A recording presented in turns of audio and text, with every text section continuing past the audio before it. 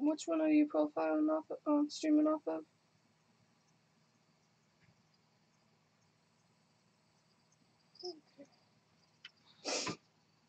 Alright everybody, I am finally on here. Took forever. Sorry about all the delay. Hopefully everybody can hear me just fine. I have live chat up and running. Hopefully. Let me double check if I could see anything of mine in here. Hello everyone. Okay, yeah, so it is running, so that's good. 0 people watching though. I wish I would have gave more notice to everybody on here. But welcome back guys. This is Legitly. I'm back again with another video for you. Today I'm live streaming to show you guys how to set up Alexa to be a actual 3D printer.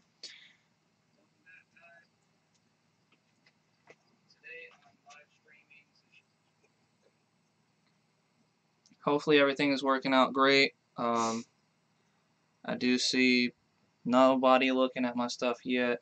Oh wait. Okay, I see somebody jumped in. Got one person. And right now, like I was mentioning a second ago, I'm doing a live stream of how to set up your Amazon Echo Dot. This right here. So you guys can see that. Your Amazon Echo Dot to be actual controlling your 3D printer. Plug her back in. And so I have camera set up on this is my DSLR, that's Canon T5i. This is set up just to show all the electronics that I'm going to be working on. It's a lot of wires, and I know everything will look kind of crazy at the moment. But so basically what's going on here is each of these components are necessary to run a 3D printer. And so right here, this red board that you see in the back, I'm going to try to zoom in a little bit. See if that'll show that. That board right there with all the little green pieces on it, that's called an Ramps 1.4 board. And it's hooked to, this is actually what it's called is a shield. It stacks on top of another motherboard, and what that motherboard is actually a microprocessor called an Arduino. It's actually called an Arduino, but the full name of it is the Arduino Mega 2650, I believe. And what that actually does is it's the brains of the whole entire works of your 3D printer. And these green chips right here are actually for your motors. Each printer in the world will have at least 5 to 6 motors, and they're stepper motors. They look like this right here. And these stepper motors right here are made to calibrate and do steps. That's why they're called stepper motors. They do a certain increment of a movement, so that way it will calibrate. You can actually calibrate it for the steps that it takes and everything like that. And what it does, it takes measurements by millimeters, so that way, or you can set it for inches, I believe, but most of them are set for millimeters, preset for millimeters. And so what they do, if you guys are watching on on Facebook, I only have my actual regular Samsung Note 8 phone doing the live stream for that, so you guys can only see my face right now. So if you wanted to get over to YouTube and see the other screen so you guys could see everything, definitely do so. And so right now, what I was getting at was these little chips right here are for your motors. These are called stepper motor drivers, and what they do is they actually control the current and communication between the motherboard and the stepper motors. So they take certain steps per millimeter basically, and you calibrate all those within inside the coating. And the potentiometer right there, if you can see that little circular, is actually a screw head. And so that screw head right there will actually adjust the current that goes into the stepper motors, and will be able to give off more of the power and keep it from skipping a step, like and or making noise in the motor. But so today what I'm trying to do is, there's this other board that I have here. So with the Arduino and the ramps 1.4 stacked on top, you actually have this motherboard right here. This is another Arduino pretty much. It runs Arduino library, and it's called an ESP 8266, I believe, chip. And what this actually does, it actually works with your Wi-Fi. It says Wi-Fi right on there.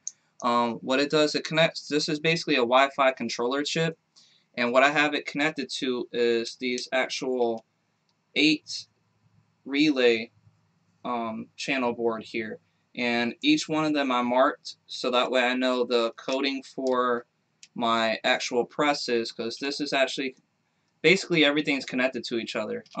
This motherboard will be connected to this actual, oh, almost dropped it, this actual 5-button press control board, an LCD board, just like this one over here. You can see I have 2 of them. This one came with the ramps, and this one came with the Anet. I don't know, I'm going to have to zoom out a little bit so you guys can see that one.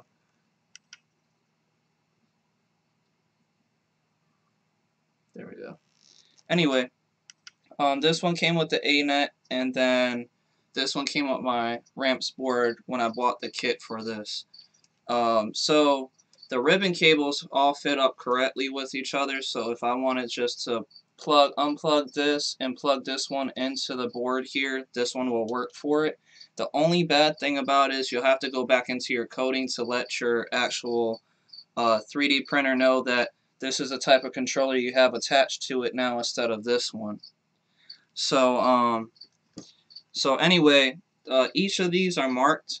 If you could see that, I know it's still kind of a little blurry. I'm trying to zoom in and zoom out and adjust all this. So there we go.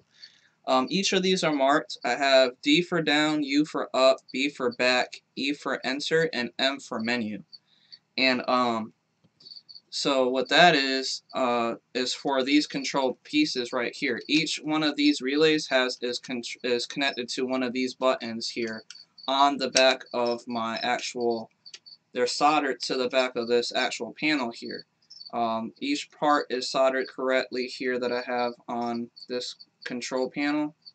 So I soldered just off of the thing. So you could still use the buttons even if you don't use the actual voice control. That's why I made sure I soldered them correctly so you can do so. And with that being said, you have to actually configure in here. So when you tell the Amazon Echo, for instance, oh, I want to start printing or something like that, inside of this chip, you actually have a code that you have to run. And the code in here would be to actually tell it how many times and how many seconds one of these relays have to turn on to indicate pressing a button on this control board. So it's like pressing up and down, for instance. Say I have to press menu will be the main button in the center, so I have to press that first. So anytime I start any kind of coding for it, instantly it will be relay number 1 would be pressed first to enter into the menu settings, and then after that you'll have to pretty much go down, which will be D. So I'll have to do D, and that'll so after pressing M I would have to press D, and then to enter, then after that, however long I have to wait for D to stay pressed for, it will scroll down the text and actually scroll down the menu button here. Kind of like how this one is doing here. If I could get that into the shot. Here. You see how, like, if I the arrow scrolls down every time I click or turn this knob. That's over here in the corner. You guys can't see that because it's covered up by the text, but you can see that this little arrow scrolls up and down. That's just like pressing a button to scroll up and down. If I press and hold the down button long enough, it'll scroll all the way down until it releases it, and then it'll stop. So I have to calibrate these. I'll have to actually calibrate what relays are being pressed and for how long before they press enter for whatever task that I give it, basically. So with that all being said, this is actually a very good project for anybody to do because you can voice control all of the actual 3D printer. You could tell the Amazon Echo to turn on your 3D printer from being completely dead, like no power whatsoever, and yeah, you'll be able to turn on your printer without any power whatsoever to it. You can actually so from being completely off, you could turn it on just like a regular light switch would be, and then after that you could tell it to start homing the printer, and then she'll home the printer for you, because usually every 3D printer you have to home. You'll have to actually set the printer so it can go back all the way to its end stop points, so that way the printer will be ready to start printing something. So when you tell it to home, it goes all the way to the end stop points, and they're like these little buttons over here. I don't know if you guys can see that.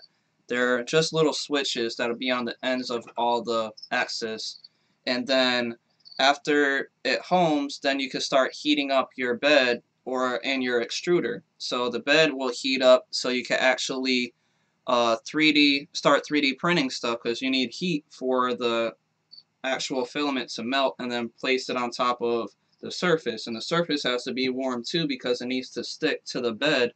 That's what it's called, a heated bed. It has to stick to that surface. Once it gets heated up, you want to make sure it has a nice flush and it's stuck on there. So I already printed out a few things over a period of time. If you guys haven't seen the videos, please go ahead and check those out. I've been working on another project. It's very dear to me. Like this part right here, the whole 3D printer part is very like intricate. But the next one, like I'm trying to transition over from just building printers to actually 3D designing a lot of stuff. That's my whole goal and process into all this here. And I want it to be able to be very user friendly. So like telling it what to do instead of having a program or like click a whole bunch of buttons. I'm not trying to be lazy. I just want it to be able to be user friendly. So if anybody wanted to design something like this, or they don't have the ability to move around like that, say like for instance anybody's handicapped or whatever, if they needed help actually 3D printing because that's something that they like to do with their spare time or anything like that, you can be. I want them to be able to do so. I want this to be made for everybody. So my next project, I'm trying to get into anime and like designing stuff more, like printing out masks and stuff like that. If you haven't watched the videos, I've been talking about that a lot lately. I have done a video and I'm gonna probably post it sometime this week. I haven't got to editing it yet because I haven't painted him yet, and I still have a lot of stuff I want to do with him, so I'm not sure if I'm going to post a video this week or not, to be honest, because I don't know if I should post it without having it already finished. But right now, if you guys want to see this, I'm going to show this on Facebook first real quick, if you guys can see that. This is legit a Goku from Dragon Ball Z, and he's doing this spirit bomb technique. And I actually went ahead and made a video of it printing out and everything using my CR10 that I just got a few weeks ago. And I did actual time-lapse video of it, so that will be on my next video for this whole project here. And you guys are going to be amazed what I do with this Goku. And I even bought the original figurine of this too, so I can match them up to see if there's really that much of a difference between 3D printed like characters or ones that are made for like a real toy from like a company, to see how different this or how similar they look alike. So this actually took exactly 19 hours for this to print out. And you can see right here, This is what it looks like on everybody on YouTube. If you want to see it, it's really detailed. It looks really nice. It has a little base right here. Forget who I got the file from, but it's on Thingiverse if anybody wants to check it out. I'll put the link in the description once I'm done making this video or streaming this video, and let you guys see where I got it from. But it's really nice. Like I said, I had a lot of supports for this. I had to break the supports off. You'll see that in the video when I post it. But it came out really well. I'm actually really surprised for my first print that didn't have anything to do with a 3D printer's add-on. I see that I got a message on Facebook, but I can't actually tap on it because obviously my phone's all the way the hell over there. But whoever just messaged, if you want to get in from YouTube to the YouTube from Facebook to the YouTube stream, because everything you're seeing right now I'm doing on YouTube at the moment, and I can actually respond to your messages because I can actually see them pull up on my laptop over there. And so if everybody's actually watching this, like I was talking about, I made Goku doing the Spirit Bomb.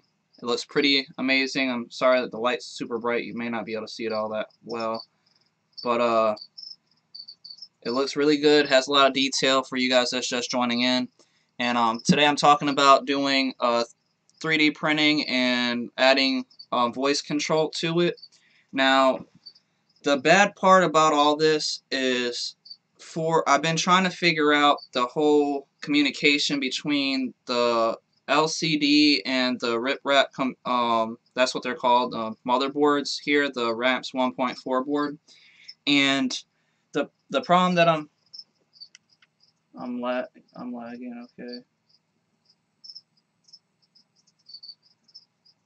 And the problem that I'm having with the actual motherboard itself here is the Anet A8 has its own LCD screen that you have to actually like tap here. Like you have to actually get this coding into the program.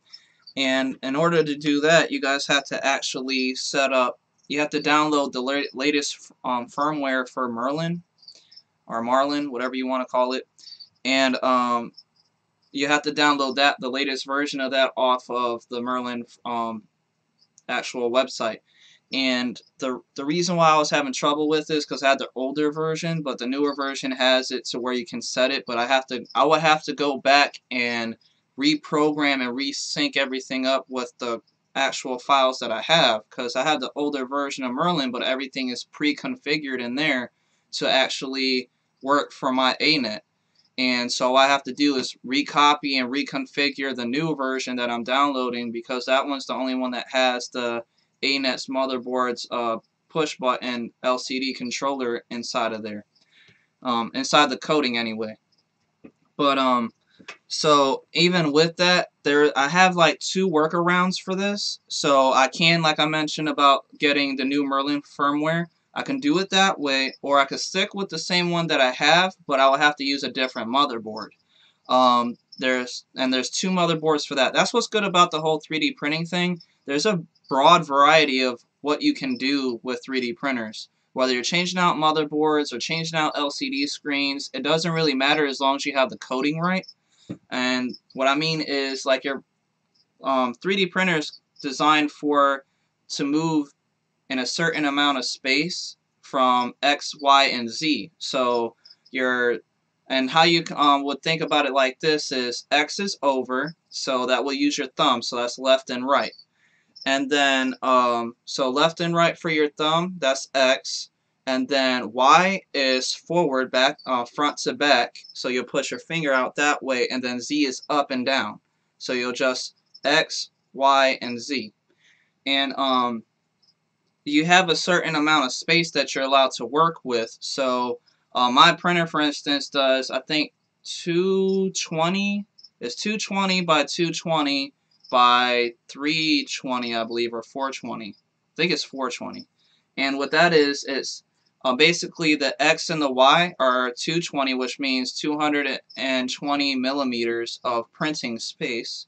And then the Z is 420, I believe. that's printing height, how high it can print up. So the Anet, for instance, has that actual build space, and that's fine. But there's other printers out here, or like the one I'm building will have its own print space also. So what I'm trying to get at about that is, like the CR10, for instance, is 300 by 300 by 400. So I know for sure that that printer right there is a bigger build space, and you're able to build more in it. But the Anet is a lot smaller. But anyway, that's what I'm trying to get at is I have another motherboard here. So how I was talking about how I have two different options, I have two different motherboards. One is an Anet A8 original motherboard, and then the other one is an Anet. The other one is a Ramps all-in-one board. It is the MKS Generation L version 1.0. And this is what it looks like. If you guys really need to see it up close here, trying to get you guys to look at it.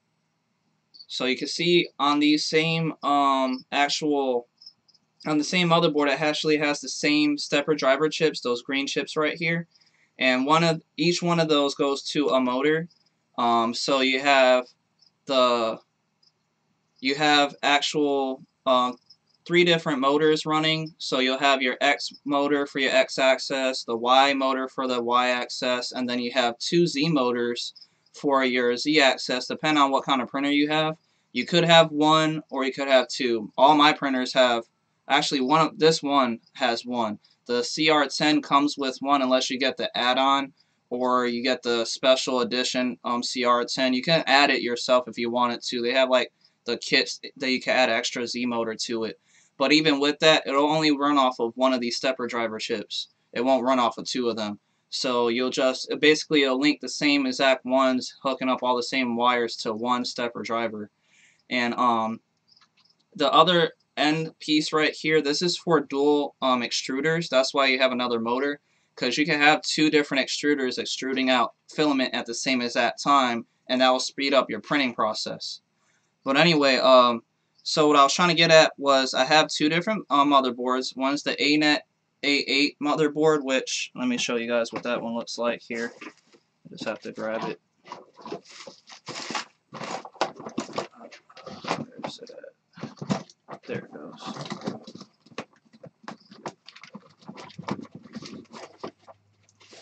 Okay. Okay, so this is the Anet right here, and this is the original motherboard that comes with your Anet printer when you first buy it. It's alright. I mean, everybody hates this motherboard because of the fact that it's not doing all that great for most of these guys' printers, and I honestly hate this motherboard, to be honest with you, because I've ran through like 5 of these things, and they don't work out all that great. The stepper drivers on them are built in. These little heat sinks on here, just like the ones on the stepper driver chips right here. Those are where the stepper drivers are actually physically soldered onto the board, and they suck. Like literally, I burnt out one of them on another Anet motherboard. That's what caused one problem. Then another one, when I first got my 3D printer, it came in messed up. So these motherboards, to me, they're kind of garbage. So after spending a lot of time trying to get them to work, I just started doing a whole bunch of research and then learned about all these other motherboards that work way better and have way more power output for things. They're used for CNC designing stuff, like cutting into like little pieces of plastic or metal and all kind of stuff like that. So everything that CNC uses, 3D printers use, and laser engravers use, they're all X, Y, Z axis stuff. So I have an Anet A8 motherboard, which originally came with the actual control board here that everybody can see. And so what I'm trying to get at about this is this motherboard already works with this, and it's already pre-configured to work with here. So like all the coding is already built into this little chip right here. This is basically the Arduino library that's saved onto here. This is the EEPROM, and so all the information is already stored on here, like storing a file onto your cell phone, like a picture or something like that. So all the information is stored on here that helps make this work. And so what I would have to do is pre-configure one of these to install its own firmware, like how you have, if you have Apple phone, like you have iOS, those are firmwares, and you have to, I actually have to code it and install it and upload it onto this motherboard, which this chip right here is the Arduino library right here in the center, that big one right here. And if you guys can see that big one right there. And so I would have to actually pre-configure this one and actually do the coding, and that's what we're doing today. I'm going to show you guys how to do all this stuff today. It's going to be probably a long video, guys, because there's a lot to cover, but I wanted to do this video so that way everybody that wants to get into 3D printing and have it voice controlled through the Alexa Amazon Echo Dot. Alexa, stop listening. And so basically, anybody that wants to learn how to get into 3D printing, I'm about to show them how to actually start coding everything. It's not as hard as everybody thinks it is. There's a lot of research involved that I had to do about all this, but the good thing is I did the research so you don't have to. So I'm just showing you guys if you want to watch this video for this long period of time. I'm not sure exactly how long the live stream will go for, or if I have to like stop it and continue on another day, but just keep watching, guys. I'm trying to show you guys everything as fast as possible. It's just there's so much information that I have to give to you guys and what you can run into that this could be kind of long. And so I just wanted you guys to know. She's not here, Diamond, go. And so what I'm trying to say is there's so much information I have to give you guys that it's gonna be a little bit, you know, it's gonna take a little bit. But if you want the knowledge of learning how to 3D print stuff, I mean, literally, this stuff is pretty badass. I literally made Goku just sitting at home. I didn't even have to do nothing. I let it print for over 19 hours. I mean, it took 19 hours for the print to go. And so with that being said, I mean, I literally made this completely from scratch, just from filament just sitting in my house. And it looks really nice, has a lot of fine details in it. I don't know if you guys can see all that. Maybe if I dim this down a little bit. I have a dimmer switch for my light, so you guys maybe be able to see that a little better on Facebook. And if you guys are watching on Facebook, which I see a few people are, definitely, if you want to say something to me, just get in over to YouTube, because my YouTube channel right now, I could see the live chat. I can't see live chat on Facebook right now because I'm just using my phone and I can barely see myself in it. But I will be able to answer any questions you guys have on there if you have any kind of questions about the stuff that I'm doing. This Goku project that I'm working on is going to be in another video shortly. I have done a actual time-lapse video of it printing and everything, and how I was able to remove all the excess plastic off of him and get this fine quality look here. I'm trying to just show you guys without having to have it. There we go. There's a lot of fine quality in it. I actually think it came out pretty amazing. And so this right here is just one actual use for 3D printers. You could design anything you want and build something from scratch, literally. Like, it'll just, and you don't have to sit there and build it yourself. It'll build in front of you, and you could just go by yourself, go do whatever you're doing, go to work, watch TV, let the machine work for you, just like you would if you have a computer that's doing whatever program it's running. So that's another good thing about 3D printing. So anyway, back to what I was getting at. I'm just going to use that. I'm going to cut that one light out there. So back where I was getting at here. So we're going to get into the coding part of everything, and my boyfriend has almost the same as that setup, but he builds like robots with them. Well, yeah, you actually could build robots with them, so that does make a lot of sense. And because stepper drivers and stepper motors actually run the actual controls of like arm movements and stuff like that. So these actual motherboards can actually drive like complete robotic humans if you want it to. If you're designing a robot or something like that, you just have to know how to do the coding. Everything really is about the coding. The machine can't do anything without knowing what it needs to do, and that's what the coding comes into. So now that I got you guys kind of watching here, if you want to go over to YouTube, like I mentioned, because I'm going to start showing you on my laptop through YouTube's, because I'm live streaming right there, and I have the whole setup set up already, so I can get into the coding with you guys. And for these motherboards, most of them use a USB connection for the upload, and it's not like a smartphone USB. Some of the brand new ones do have the smartphone little USB connectors, just like you would for like a regular your regular Samsung phone. As long as it's not the newest one, it's not USB Type C. This is USB Type B here, and but for the ones that I'm using right now, they use a different type of plug. If you can see that connector right here, they plug in. You'll see the little white port on it, and if you guys can see that, I'm trying to show all this in the camera views. They use these type of white ports right here, and you just plug them in using the actual USB connector, and that's how you flash the actual firmware onto the motherboards. So I have this really long one, so that way I can actually connect my. I have like 3 motherboards sitting up on here. So the first one I'm gonna do, I'm probably gonna start just working with this one right here, because I haven't plugged this up to anything yet. Or maybe I should just. I'm thinking I should just go ahead and work with the one that's already, because this one already has everything connected. If you guys are watching this on on YouTube. This one right here is already connected with everything. You have all the stripper drivers. I have all the end stops connected, so I should just really use that one, because then I'll have to get in. It will take longer for the video for me to unwire everything and plug it into this board.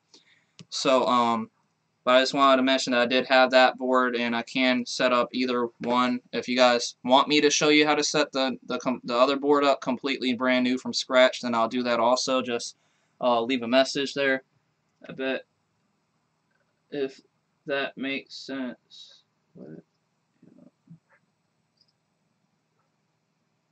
Can't you like make items your actual printer and add? Hold on. I gotta see what this is. Can you make items for your actual printer, like add-ons with the printer, or if you need to make a part but you can't make it because you don't have it, if that makes sense? Yes, you can. That's a good question that Heather has on here. You can actually 3D print upgrades for your printer, and I was gonna cover that, but since she asked the question, I'm just gonna go ahead and answer it. 3D printers come built pre-assembled sometimes, or needs to be pre-made completely from scratch, and they just give you all the necessary parts. But people like me, engineers and stuff like that, they will get all those kits in and build them, and then they will tweak them to make sure that the access is better, or it's more stabilized, things of that sort, or like printing different filament, different heaters, different extruders, different motors, all kind of different stuff, and they 3D print a lot of these parts to help with the printer itself. So when you get a printer, you can actually 3D print add-ons for your printer to make it run better, basically, and you don't have to buy those extra parts. You literally design them, or get them from somebody like me that designed them themselves, and just download their STL files or OBJ, whatever file they're using, and then export it over to G-code, slice it in a Kara or Slicer, or any of those slicing programs that turns the actual coding into G coding for the 3D printer to actually recognize. And can I send you a mail? Have you started on my fish? I can send you a mailbox to send it to me. I haven't started on your fish yet, Heather. I'm sorry about that. I've been obviously very busy with all this stuff going on. But I'll be able to get into all everybody's requests once I get to getting everything set up here. It won't take long. I just have to go look online and find the actual 3D printers, the 3D object, and then 3D print that. It's just taking a little bit. The only reason I even 3D printed this recently is just because I was testing out the new printer I had just to see if I can print something this intricate. And I would hate to 3D print something for you, Heather, and it didn't come out right, and then I have to try to configure everything. This is really like a test print, and now that I tested it out, I'll be able to actually, this right here, the Goku that I made, I'll be able to actually 3D print for people now without having to worry about it, because that was my main concern, was wasting a lot of filament trying to 3D print stuff for other people instead of just testing the stuff out first to make sure that everything is running correctly.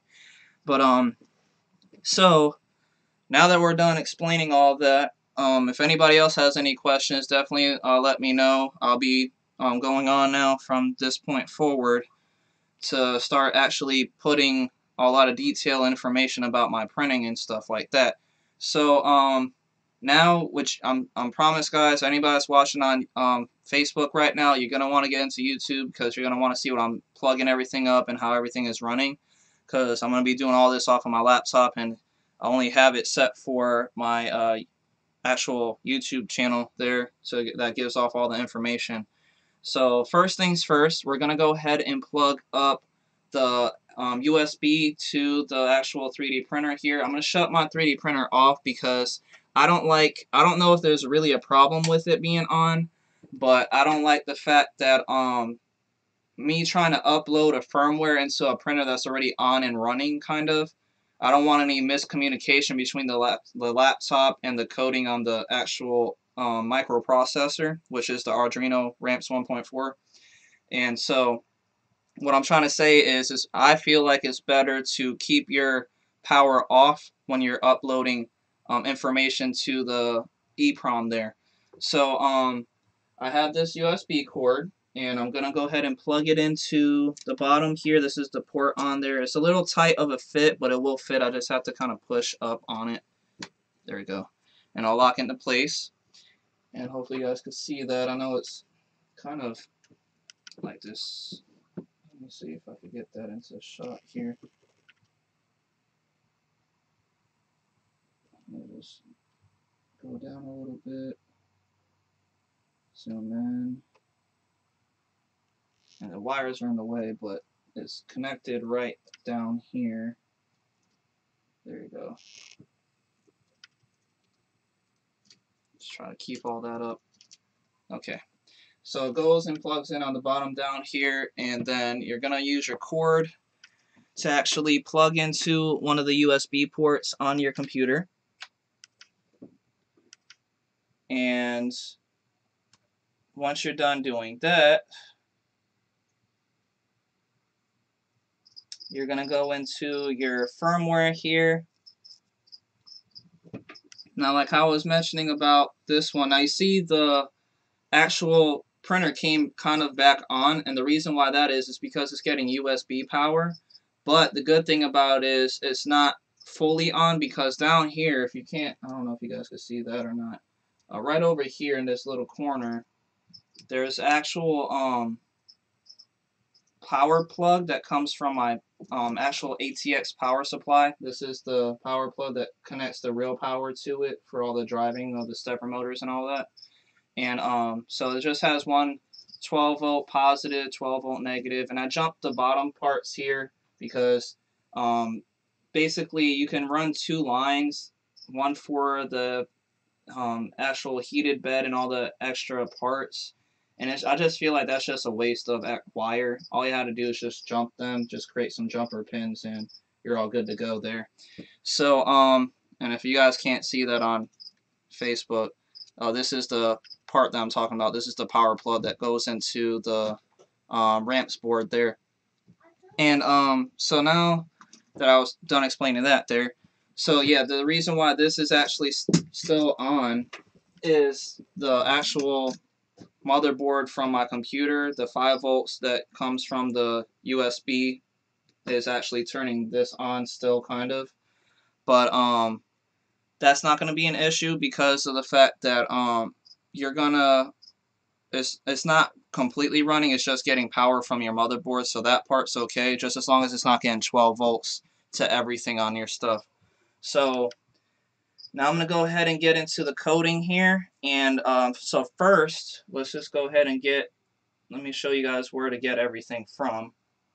So I'm going to go ahead and get the camera view down, so that way you guys can see where I'm going with everything.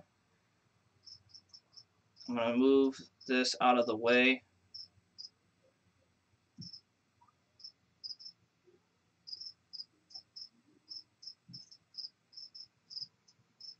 Okay. And sorry about all that, guys. So now that you guys can see where I'm at, what you're gonna do is just type into the actual. What you're gonna do is how you're gonna go about all this. You have to get the firmware first, and what that's called is Merlin. It's called Merlin, and it's a firmware that you can get for free, because all these 3D printers and run most 3D printers. I'm not gonna say all.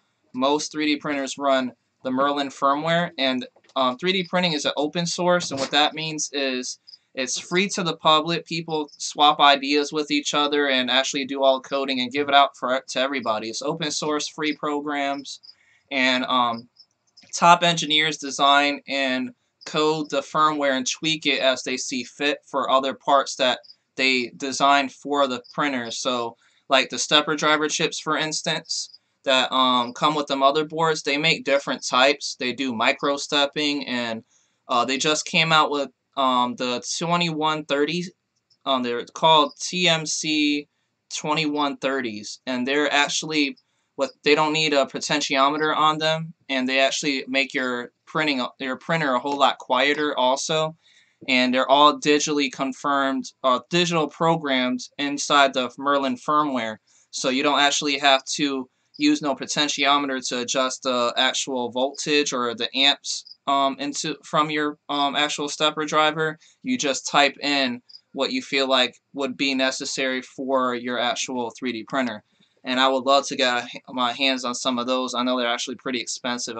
I would believe between $20 to $30 for just one stepper driver chip. But now that I'm into the firmware here, what I'm trying to get at is you're gonna go into you're just gonna Google Merlin, for instance, Merlin firmware, and you'll go to Home, Merlin 3D Printer Firmware. You'll click into that, and I got the latest version because the latest version is always going to have all the up-to-date stuff from the people that created, like, for instance, those 2130 stepper driver chips. So what you're going to just do is go to Download, and you'll hit the latest release, which is 1.1.7 this time, which is December 17th, 5:34. Just I think about a week or so ago, they had 1.1.6, so they do update this stuff really quick for different projects and stuff. And so once you download it, which I already have, it's over here, Merlin zip, blah, blah, blah. It comes in a zip file. You're going to want to extract it. I use 7-zip to extract any of my zip files. That's my file manager that I use. So with that being said, I extracted it already, and I already have it up and running. The only other thing you're going to need is the Arduino IDE software. And what you're going to do to go to that, you'll just Google search again, Arduino, and just go down, hit enter, and then you'll just go to Arduino Home. And I already have installed this on my computer long ago, so I don't have to download it, but you'll just go to Software,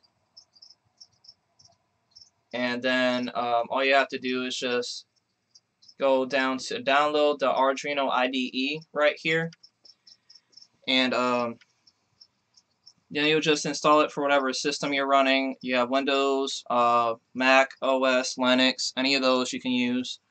And once you install that, you'll get it up and running, and got that done. Let's go out of this and go to the Arduino software. So I have two different ones pulled up. The first one I have is going to be, I think it's this one, if I'm not mistaken. I think this is the newer one. Let me see. No, this is my new one. The one over here on this side, I'll just highlight right here. The one on your right hand side is my old Merlin software and firmware, and that one's pre-configured for my Anet printer, like I was explaining earlier. And so what I have to do, the one on the left hand side is the new one that you guys would have just downloaded and extracted. So the one I'm working on right now, the one on the left, that's the brand new one, the 1.1.7. And the one I'm running here is my older version. I forget which version this one is. It's been a few months that I haven't updated it. So, right now, what you're going to do when you first pull it up, you're not going to see the actual where I'm actually at the moment. You have to go over to another tab, and where that is called configuration.h. And inside of there, obviously, it's in this name. You can configure the code right there. That's what configuration.h is for. And they have another one that's called configuration or underscore advanced.h, and what that is for the advanced users that have to pre-program. They have to like program within the program. It's more intricate basically, but you guys won't have to worry about using that right now. Just focus on using the Merlin firmware itself, and or the regular configuration.h itself. And so now that I explained that, we're gonna go ahead and go down. So you could just click in there. It's all it is lines of code. How Arduino works, it reads the first line and goes down, just like if you were reading a book. And so whatever code you put in first will be the first command that the Arduino will output. So right here we have to go down to my actual settings here. So what I'm trying to get at is on the right side, all my settings are already set. But on the left side, we have to set those because this is the new update. And you can set however you want your machine to be. So if you guys are actually looking at this, which I'm going to just double check really quick just to make sure everything is up to date here. Yeah, okay. So what I was trying to get at was, I'll just put this behind. Right here, where did everything go? Hold on. That's not right. What just happened? Okay. Anyway, inside of this code here, you have the ability to change a lot of different things. So we're just going to go through a few here. So starting from the top, which you're going to, let me just go from the top here so you guys can see what you would see. It explains a little bit about 3D printers.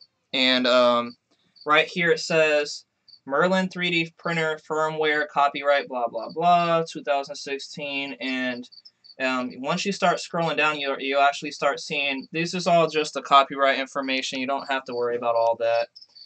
You start going down, it'll say get started, getting started. It'll have some hyperlinks for you where you just click on it if you need help to understand more about the 3D printing software or firmware. You'll just click those, and there's a lot of tips and guides that'll help you go through everything, but I'm helping you guys right now, so we're just going to pass that also. And you can do a Delta printer, and what a Delta printer is actually a pre-configured actual printer.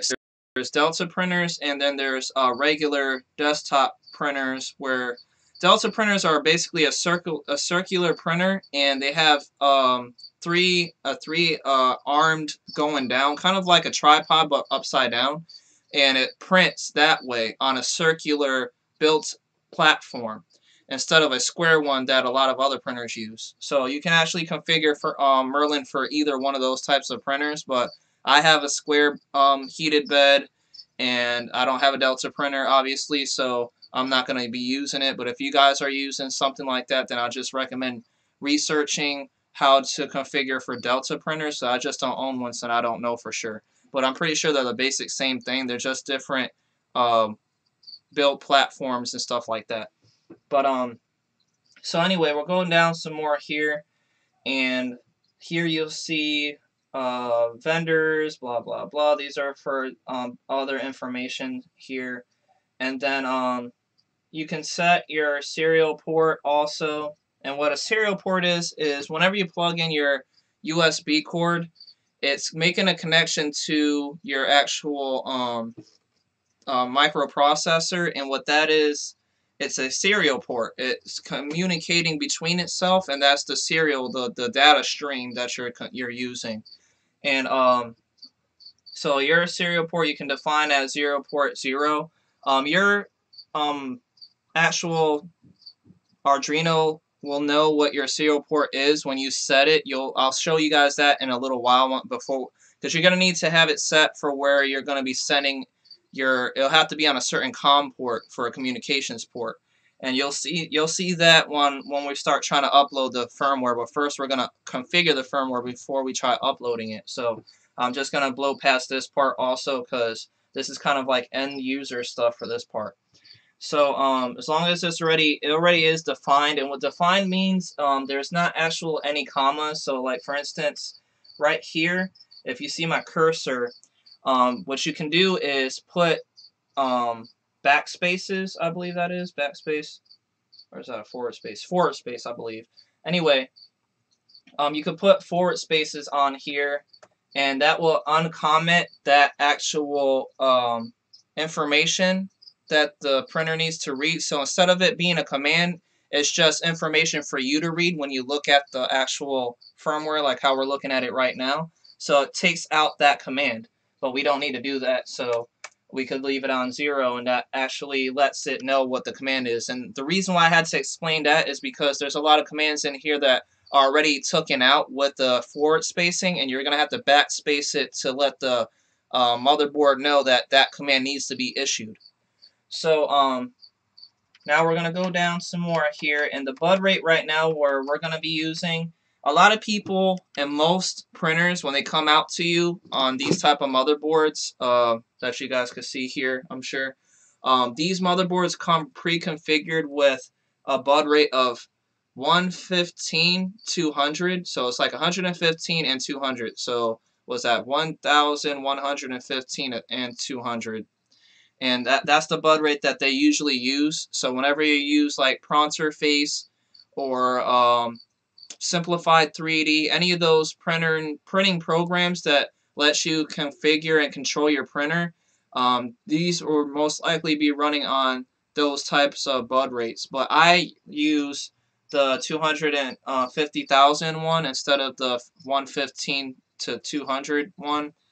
And the reason why that is just because it's a higher number, and I just feel better with having the higher number, basically. But anyway, so now you go down here, and now we're starting to get into the coding more. And the coding on here is for the first part is the motherboard that you're using. So it shows define. You have to define what your motherboard is, and right here, motherboard ramps 1.4 or 1.4. And EFB means extruder, fan, and bed. So that means you have a heated extruder, which will heat up to a temperature of 190 to 240 degrees Celsius or higher.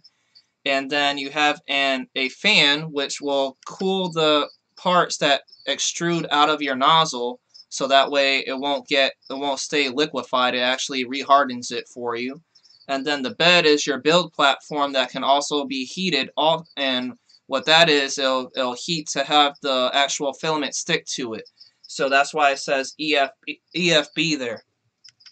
And so now make sure that you're set for that. Depending on what motherboards you have, this one right here is a ramps all-in-one board, so that will actually work for this setup already that's pre-configured. Now remember, I didn't set anything yet. We just downloaded the firmware, and it already had it preset for a ramps 1.4 with EFB. So they already did that part for you, unless you have to go back in and change it. And you can look into another tab here to see what kind of motherboard you have, what you're going to go is click the side down arrow key in the tab section, and you'll go down to motherboards. I believe it should be in here somewhere. Let me see. This is with the new one. I'm not sure. I'm just trying to find it if I can find it. It should be in here though. We just have to scroll all the way down. There's so many tabs in here that you have to actually look for it. So they have like different languages. They have like there's so much different stuff in here that you guys can configure. It's ridiculous. I mean, it's good, but there's a lot. There's like I personally don't even know all of it yet. It shows pins, but basically inside of there somewhere you'll find boards, see like right here pins. I think these are the different motherboards right here, because you see ramps.h right here, and so there's a lot, guys. I'm not going to get into all that right now. If you need more information about what motherboards you have, either you can let me know in the comments, or you could Google search it yourself. There's a lot of forums for rip-wrap printers. That's what this is basically. It's like rip-wrap printer, and so now we're going to go down to the LCD shows the image. So right here, you can define what your image is. So I'm going to get on my other side real quick. I'm going to show you guys what I have mine set for. I'm a huge Batman fan. I'm all about Batman and superheroes and stuff like that. So mine already says, I actually have a actual, on the LCD, it will display a name on your 3D printer. And mine says Batwave 3D, I believe. And here you go right here. So this is the part that they're talking about, and you can see that it says custom machine name, and I have Batwave-3D for a 3D printer, and you can define a custom name on this one. Also, you see define custom name, but you see how I mentioned earlier, the forward spaces, the forward slashes are commenting it out, so you can read it and it's already on there. You're saving all this information onto your main board, but this information isn't going to be used until you uncomment the action for it. So we would have to backspace, and then it will turn a different color. You'll see it turn like a tannish color, kind of. And now you can be able to change the name for your printer here. On this older Merlin firmware, you can see that it's set in a different area, but it's both the same thing. They're just there's so much extra on the new one that the lines are a little off from each other, so they're not going to be completely aligned up accurately. But so right there I put Batwave 3D printer, so I'll just type that in here instead of having 3D printer be my name. You can change your name to whatever you want to change it to, which is pretty good. So if you go by a nickname, or if you want to name your printer a certain type of name, you can definitely do so. And that works out really well, especially if you have multiple printers, because if you have, say, 2 Anet A8s and you use Octoprint, for instance, and you need to know which one your Octoprint set for, which one you're trying to use it for. Octoprint is actually a web server through Raspberry Pi that actually communicates over the internet instead of like over Wi-Fi, instead of connecting a USB serial connector. You can actually just Wi-Fi control your 3D printer through that. There's a lot of tutorials on how to actually set that up also for your home. And so anyway, what I was meaning about the whole 3D printing name, it's definitely would help to specify which printer you're using if you have multiple ones. So now I'm going to go ahead and go back. I don't know if you guys are actually seeing me in that shot here. I think my camera is probably off. I want to just double check that, because I'm a little off here. Let me just turn it here. There we go. Okay, so back to what I was getting at. We can change the name for the actual... Get back down. There we go. You can change the name for the actual 3D printer. You just make sure that you leave the quotation marks in there, because you want to make sure that it knows what the name is. That's how you let it know. So I'm just going to type Batwave again here. It doesn't really matter to me. Dash 3D printer. 3D. And then, so then we go down some more here. And then you can define how many extruders you have, for instance. So basically how I was talking earlier about, if you guys are still looking at this, you can have up to 2 extruders, even multiple ones, way more than that, depending on what kind of motherboard you get or how your setup is. Basically, you can have multiple extruders if you want to. And on most motherboards that you will buy for like rip-rap motherboards, they'll have an ability to have 2 extruders on there. And what that is, it prints faster. You're adding more filament at the same time, so you'll have 2 motors running 2 different lines of filament into your printer. And you'll have 2 heater nozzles also that will actually extrude both of those layers of filament at the same time to help speed up your printing process. So if it took normally like 5 hours for your print, instead of it taking 5 hours, it would take 2.5 instead, because you're speeding up your printer's time. But so most 3D printers only have one extruder, so that is already set for your define right here. You can see it right here. I'll just highlight this. It says define extruders, and we only have one. You could have up to 5. You see right here defines the number of extruders, 1, 2, 3, 4, and 5. So we're good on that also. And then default normal, we don't use 3. We would have to change that part. So we're at the point where we have to change something. We changed the name, but that's just because I wanted to change my own name for my printer. But this right here is a definite must-do, because there's 2 different sizes of filaments, and filaments come in I think there's more than 2 different sizes, to be honest with you, but I know the main 2 sizes for your filament, which is thickness size, is 1.75, and what that is 1.75 millimeters thick. And then the other one is 3.0, which is 3 millimeters thick. And most new printers are using 1.75 filament, so most likely yours is going to be using that. So you're going to want to change this, because you see it's defined here to let it know what kind of filament it uses right here. It's already defined because the forward slashes were taken out. So we're going to have to change this. And you can see right here it says what different filaments. There's 1.75, 2.85, and 3.0. And it's set for 3.0, but we're going to have to change it to 1.75 because that's the type of filament that I use. So now we're going down some more here. And you'll see for Cyclops or any multi-extruders, those are the ones that can extrude more. They have more information about that, but I don't have to uncomment the backspaces for that because I don't have that type of printer.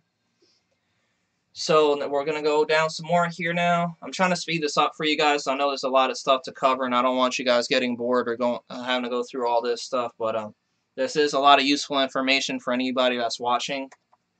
I don't know how many people are on YouTube watching this, or I mean, I see 2 people on Facebook, but I don't know about my actual OBS. It's not stating anything here. Let's see. Sorry guys, I just want to take a second to see what's going on with my YouTube. 1 person, okay. Well, that's fine. Anyway, so we're gonna go down some more here, and you can see that we have dual extruder and for your stepper motors, a dual extruder. You don't have dual extruders, so we're fine with that. It isn't enabled for switching. You see right here, you have to enable that part, but we didn't, so that's fine. We're leaving it that way.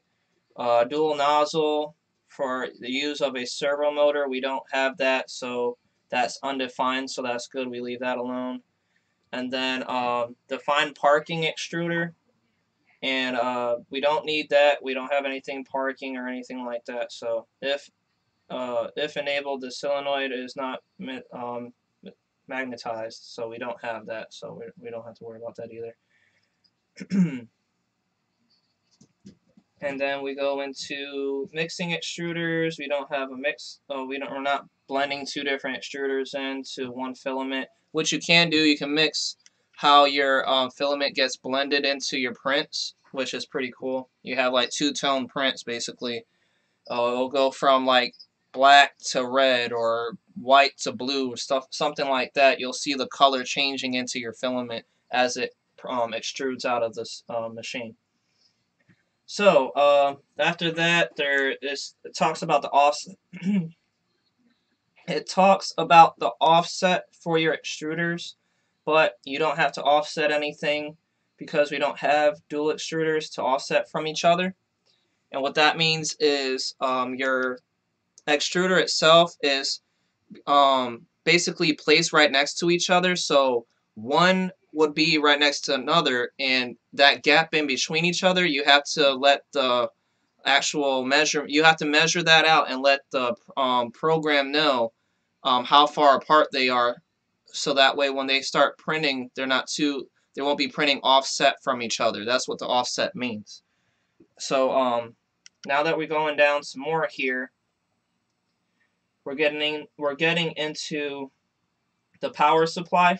And most power supplies you'll have will already come with your printer. They're like a little box, silver looking, but you can use your regular PC power supplies. They're ATX power supplies. I have one right here that I use, and I cut all the wiring out of it and got it's a little broken. The plexiglass on it broke, but I have a 12 volt and a 12 volt positive and 12 volt negative, and you can basically you have to tell the printer what the power supply it's using. Basically, because of one, you can set your actual printer's program to shut off your power supply when it's done printing to help save power consumption, and two, the power supply that you have can run better than the one they're giving you. And three, the power supply itself can actually it has, you know, like ATX power supplies have built-in circuit protection and are rated for higher wattage also, and so they'll definitely deliver more power than a regular printer. But the reason why I'm stating all this information is because if you want to use an ATX power supply, which I would recommend anybody doing, um, there's more benefits to that because you have a standby power time on those, which is at 5 volts. Even with the power still on the back of the power supply flipped on, there's still 5 volts coming out of the power supply on a certain lead on your power supply, which you can hook up any number of things to it to actually makes the printer turn back on. You can tell, like another Arduino, for instance, hey, at this certain time of the day, turn on and start heating up. You can make the printer actually do that with commands, and that's more advanced techniques. And I'm not gonna get into that in this video. But if you want more information about that, definitely let me know also, and I'll give you some more information about it. So now that we're into this part of the actual coding here, we're going to go into, it says power supply. So you can see right here, it tells you more about it. So no power switch and ATX, and then Xbox 360. You can actually use an Xbox 360's power supply, which is pretty interesting. But I don't have an Xbox 360 or an Xbox, so I don't know. I haven't never used it before. So I usually just leave this on 0. So it's already preset for 0 here. I'm going to try to go down the line for my other one here to kind of get caught up. So you see this one says EFB motherboard here for the ramps 1.4, and then it shows the number of extruders. So we already passed all that. I'm just trying to get caught up on this side now. Okay, so there goes power supply, and now we're going to go into thermal settings here.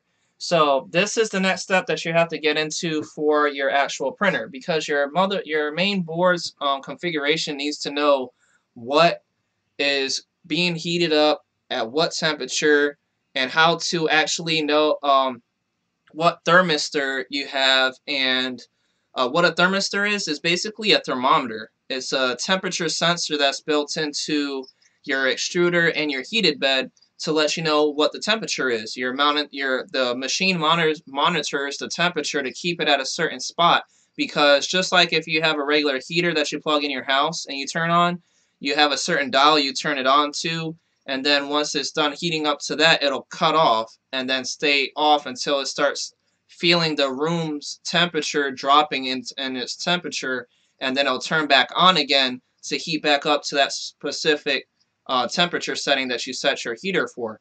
And that's the exact same thing that your printer's doing. So inside the firmware, you have to let the firmware know what thermistor you have, and you need to do a PID tuning also for anything that you are running. And I haven't done one yet for my printer yet because I just put a new heated bed on there. So the good thing is I need to do it, and I'm going to show you guys to do it, how to do it. The bad thing is it's going to take a long video to get all this stuff done, but I'm working with you guys on everything, so just please keep watching and staying focused with all this, because I'm trying to run through this really quick. So now we're going to go down to the actual firmware here. So we're into thermal settings. And with this right here, these are the sensors. That's what a thermistor is. It's a sensor that tells the printer how hot things are getting and how hot to keep it at. So my heated bed, for instance, is number 5 on here, I believe, right here. So that's the 1K ohm resistor or thermistor, basically. My mistake, 1K thermistor that I have for my heated bed, and that's the one that comes with the Anet A8's original heated bed. So if you bought an Anet A8 and you're trying to get the ramps 1.4 installed onto it and remove the crappy ass Anet A8's motherboard, you're going to want to set your thermistor for number 5 on your actual settings here, because that's the one that is built into the actual heated bed. Now, if you're buying one offline and you're doing everything from scratch, then you're going to have to, if you buy it from eBay or Amazon or any of those, look into the description. Some of the sellers will indicate what thermistor is on there and what setting you have to have it as. Because I bought a Rip Rap Printers heated bed a while back, and I'll show you what it looks like. If I could get it out of here. Okay, so this is the one that I have here that I bought. This is a common one that you will find on your actual 3D printers websites that you'll buy them from. They're thin PCB boards, I believe. Yeah, PCB. And they use 12 volts or 24 volts, and the thermistor is right here. This is what they look like. They're really small. You can barely even see the little tip on there. It's a little round, looks like a little water droplet with like a wiring in it, basically. And if you guys want to see that on here, I'm trying to show that. It's right there at the tip. So if you buy one of these, how I was mentioning in the description before you buy it, they may already state what number it is that you have to set your thermistor value for. This one that I bought off of eBay was number 11. So I just used number 11, so you would have to go back once you replace your heated bed. So say like yours got old, burned out, or whatever, bought one from online and replaced it. Make sure that you set the correct thermistor value, because you don't want your heated bed to either overheat or underheat or burn out on you. Because any one of those things, I mean, the firmware itself has a lot of safety protocols built into it, but even with that, before it can indicate what's going on, it depends on how fast it reads. You can wind up burning down your house if you don't do stuff right. So definitely, those are one of those things that you have to make sure that you're really paying close attention to, guys. And I'm not going to say to do this without thinking first, and I'm not telling you to do this without with my consent, because I mean, this is, whatever stuff happens to your stuff that has nothing to do with me. I'm not taking any kind of claims to say, hey, you need to do this. If you're changing out your stuff, that's all on you. I do not hold any claims, or I'm not going to be held reliable for any damages that you do to your own stuff. But so like I was telling you guys in the firmware here, mine is number 5, and I'm going to go on my old one here and scroll down and show you guys right where it belongs. You have different varieties and you'll see them, but okay, so right here, so you already see sensor, bed sensor, temperature, bed sensor, basically right here. You have to uncomment the 0 and change it to the value of one of these over here. So any one of these values will be for your thermistor. Mine was 5, like I mentioned, so I just put 5. And here you have it right here, 5. So we're going to go down here and then go down to it. And this is not just for the heated bed, but for your extruder also. And mine is running 5 also. So both of them are going to be 5. So 5 for both. So your temp sensor, that's for your extruder. And mine's 5, so I'm going to put 5 for this one. And 5 for the bed. So there you have it, 5 for each, and then we'll scroll down some more. Let's go scroll down a little bit here. And then by default, I think the PID tuning is set for the MakerBot 3D printers. So that's just a rough PID tuning. So any printer that you got that you'll install the motherboard to, you're going to have to make sure that you do your own PID tuning. So you're going to have to enable that also if it isn't already enabled on the software, which we're going to get into that next in a minute here. That's the reason why I'm even mentioning any of that. But let me just double check on everybody, see if anybody said anything. If that's what it has. Have you started on my fish? Yo, I'm back. My house burnt down. Remember I told you in Cali. Yeah, I know. I'm sorry to hear that, Heather. Like I was mentioning earlier about your house burning down there. So I still have one person watching, which is fine. This time is already an hour into the video, so I'm trying to speed things up like I mentioned, guys. It's just any live stream, especially people like me or like Thomas, for instance, when they do live streams, usually takes about 2 to 3 hours, guys. I'm not going to lie. Like, you'll be sitting there for a while, but he's going over a lot of stuff, like how I'm going over a lot of stuff, so this stuff is important. And, especially if you don't want to burn your house down, for instance, like this temperature stuff is very important. So now we're going to get down to some of this extra information here. I'm trying to keep up with both sides. And you can see everything else is pretty much set fine. Dummy thermistor values is commented in there, so that way you won't have to worry about. That's those safety protocols I was talking about. So like right here it says dummy thermistor setter values. So those are already preset, and you see that they're uncommented over here. So that backslash is taken out. So those are in place for security purposes. They're definitely trying to make sure that you guys aren't burning nothing down. So they're already helping out a lot. So we're going to go down. Any of this stuff you don't have to configure right now.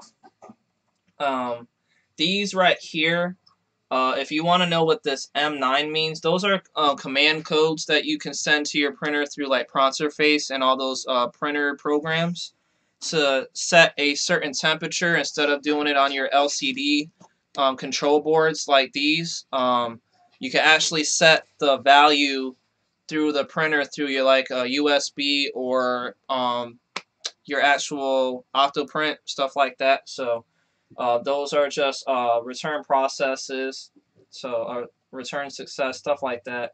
We don't have to worry about that so much right now. So I'm gonna go down.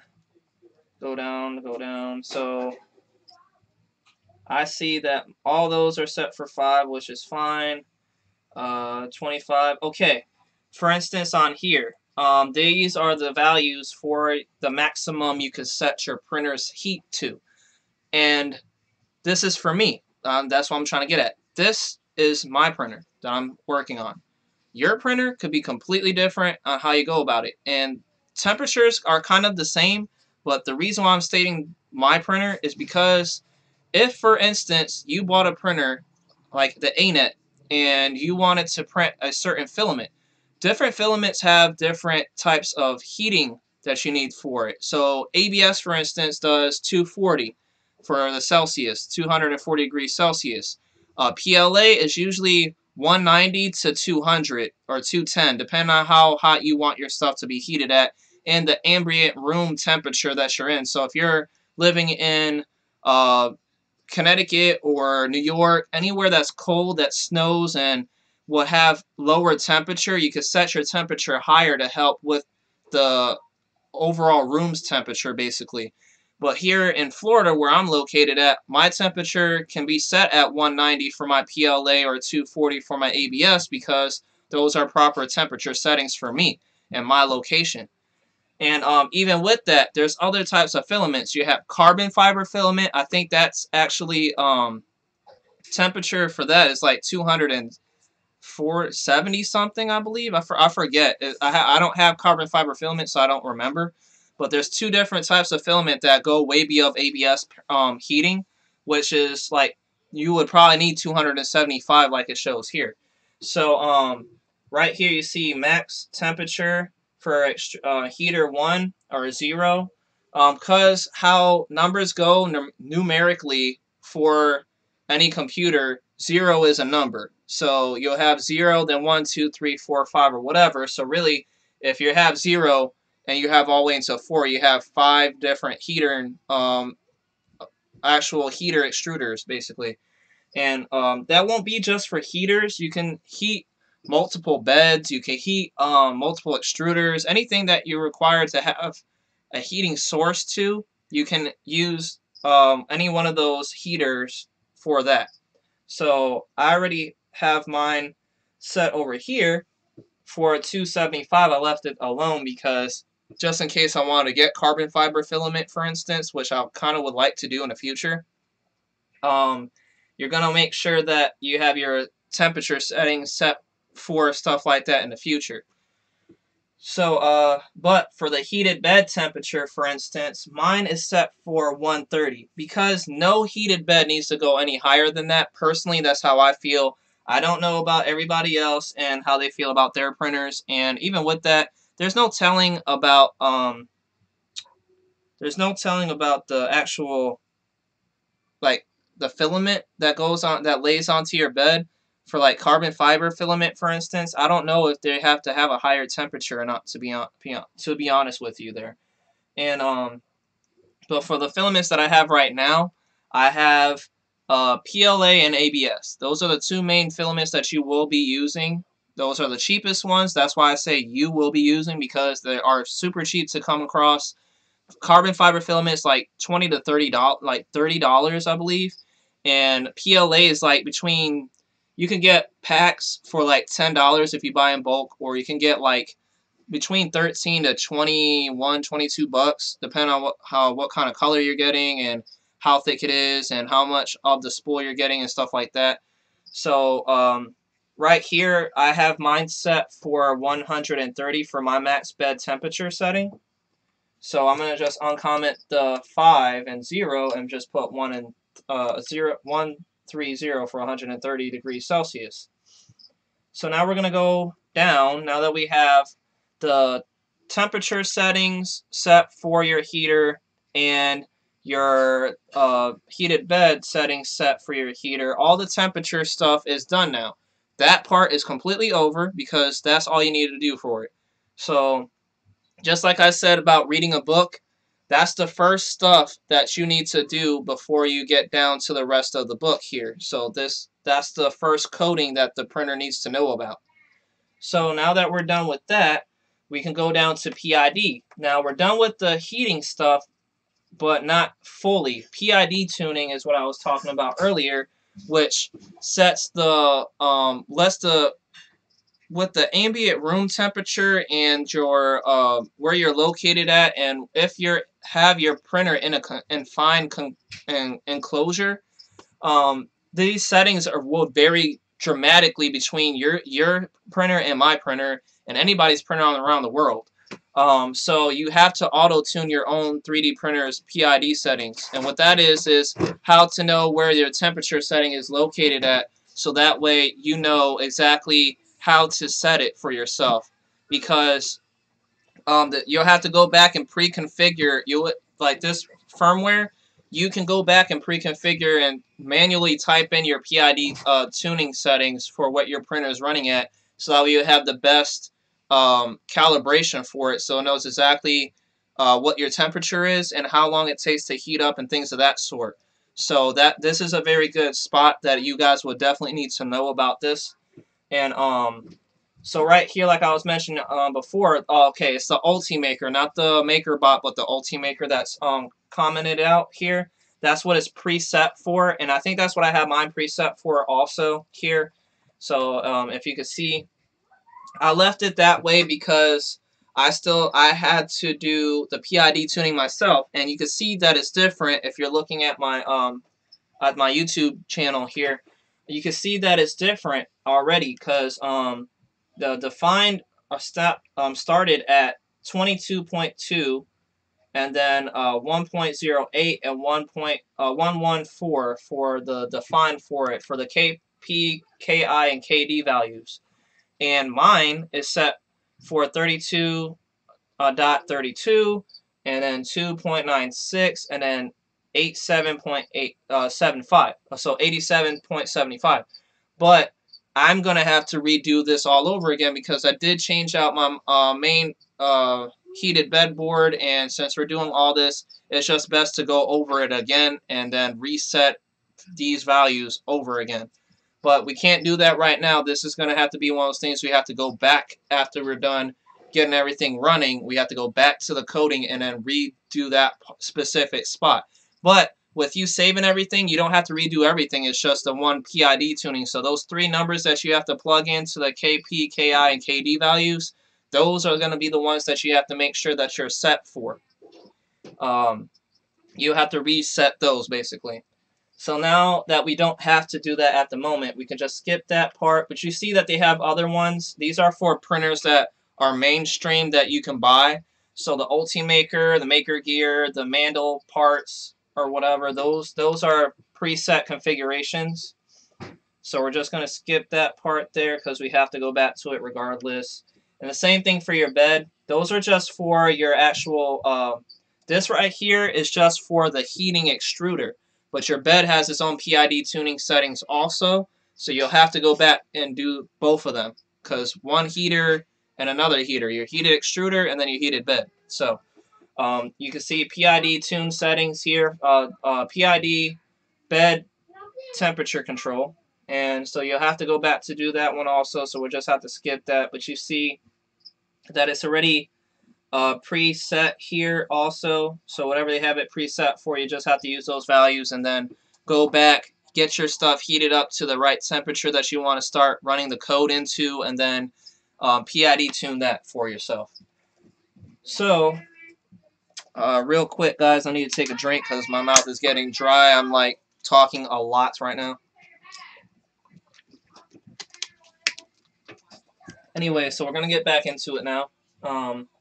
So after the actual PID tuning for your heated bed here, which pretty sure that's what it was, yeah. Okay, go down. And thermal runaway protection. This is one of those factory pre-settings that I was trying to tell you guys earlier. Thermal runaway is basically a safety precaution. I'm going to turn this down a little bit. I don't want to eat that hot.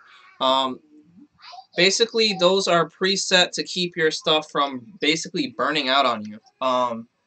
These are settings that can keep your printer from burning your house down. Like if you have an enclosure that's built out of wood and then your heater runs away from you, that's what the thermal runaway is. Like the heat just gets too hot, starts melting everything, and then catches everything on fire. Then your house gets caught on fire.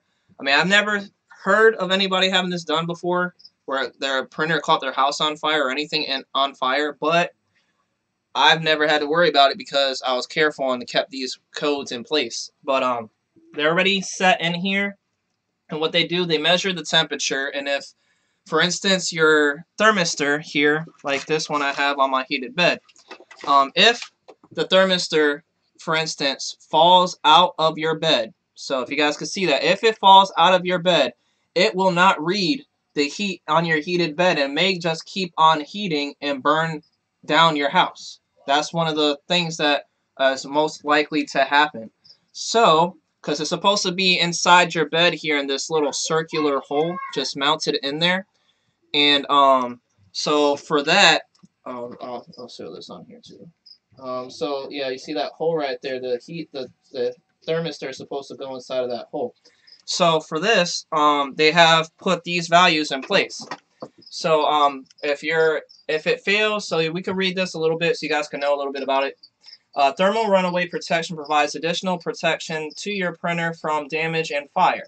Merlin always includes a safe min and max temperature ranges which protect against broken or disconnected thermistor wires. And that's what I was mentioning earlier. If your thermistor falls out, or if it melts or breaks or anything like that, and it's not detecting basically your temperature of your equipment, it stops the printer and tells you there's something wrong. It's a factory preset, which is great because you don't want to burn anything out.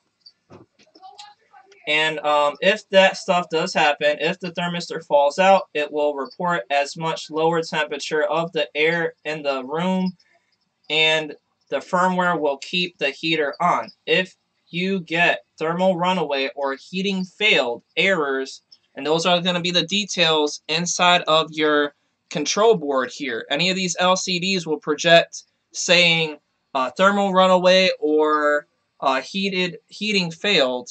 That will be protrude on the LCD.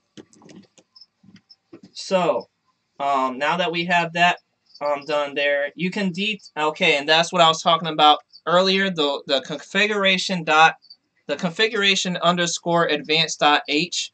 These are the type of settings that you will have to configure yourself that are more advanced, because what they say, minimum and max temperature ranges, you can change how long it's reading the value for if you're having those errors and it's still something not right, but everything is working correctly, like your stuff isn't broken, but it keeps giving you a thermal runaway or heating failed error on your printer, then you can go manually select and change the time that it reads the information. So that would be in configuration underscore advanced.h.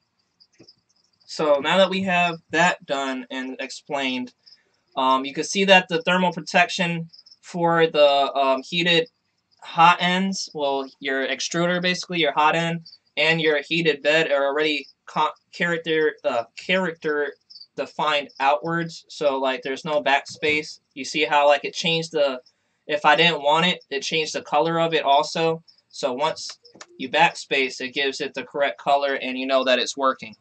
So we'll go down, and now we have mechanical settings, and let's go into my other one here.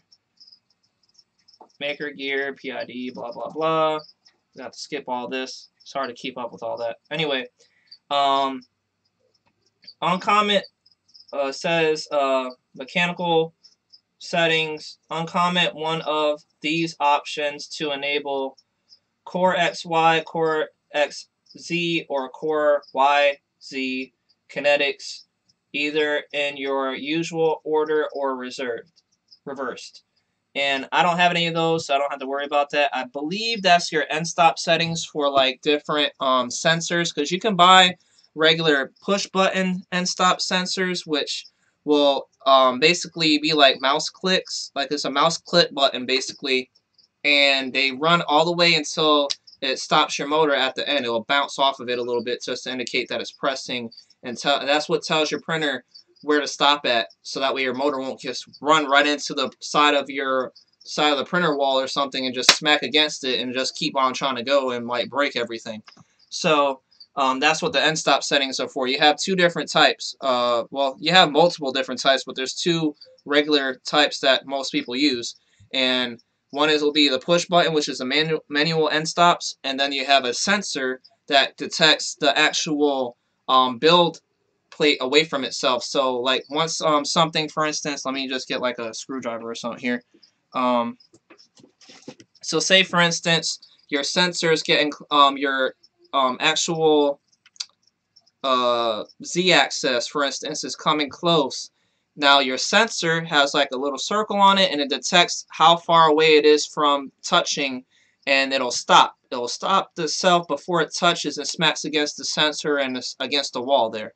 So those are really good if you want to get that advanced for everything, because eventually the push button end stop mouse click button looking ones will actually probably run out over time and wear out and break. But they're not expensive to replace either. These sensors can range between like $5-6 a piece, and you could buy 3 actual end stops for that much off of eBay, which I've done. So I don't really use the sensor ones. But so now we're gonna get down into end stop settings. Go down here,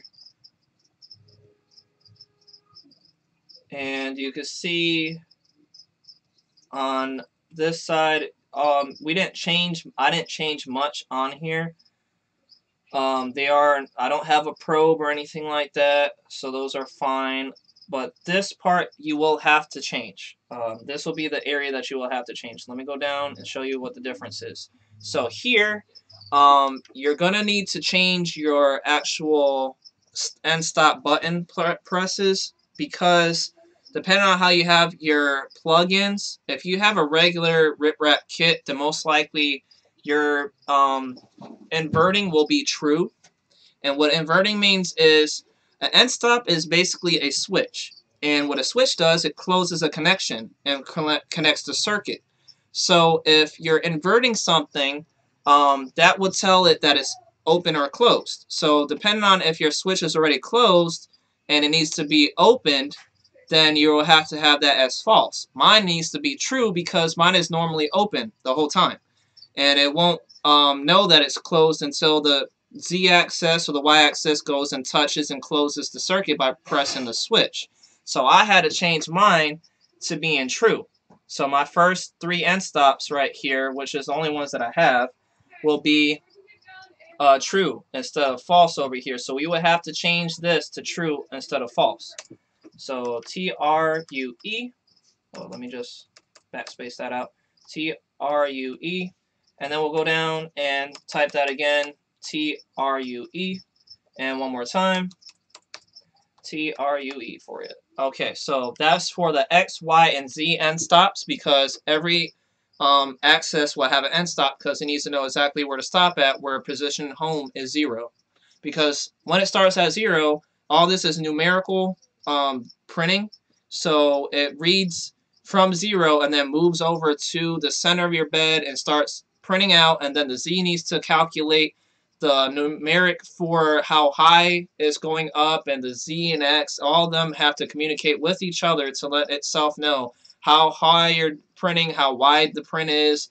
So these are important, so that way you know exactly where it has to start from, because you need to start from 0 to get to the number that you need to start printing at. So 0 has to be the end stop ending. So it's basically starting from 0, then going on to whatever number you start at. So all mine are true, so I did change that. So now we go into movement settings here. Like I said, I'm still trying to speed this up, guys. I do appreciate Cheyenne for watching. Hi, Cheyenne, I appreciate that. And anybody that's watching on YouTube here, I need to just double check that really quick again, just to see if there's any more information. Okay, good. So whoever is watching, I appreciate you guys all watching this. So we're going to go back down into my movement settings here. And what movement settings is, this is important too, because depending on your printer, you have different size motors. You have NEMA 17s. Those are the most basic motors that you'll get for your printer, which most likely whatever printer that you're buying will have. Then you have NEMA 23, and I think it goes on from there also. I think there's another set. I forget how many different stepper motors there are, but most 3D printers use NEMA 17s and NEMA 23s. And you need to know that you have to calibrate the steps to let the program know what kind of steps it needs to take for the motors. Each motor will have its own designated steps, and how you calibrate that is kind of simple, then kind of not. I did do a video on my YouTube channel on how to calibrate your E steps, and what that is, your extruder motor steps.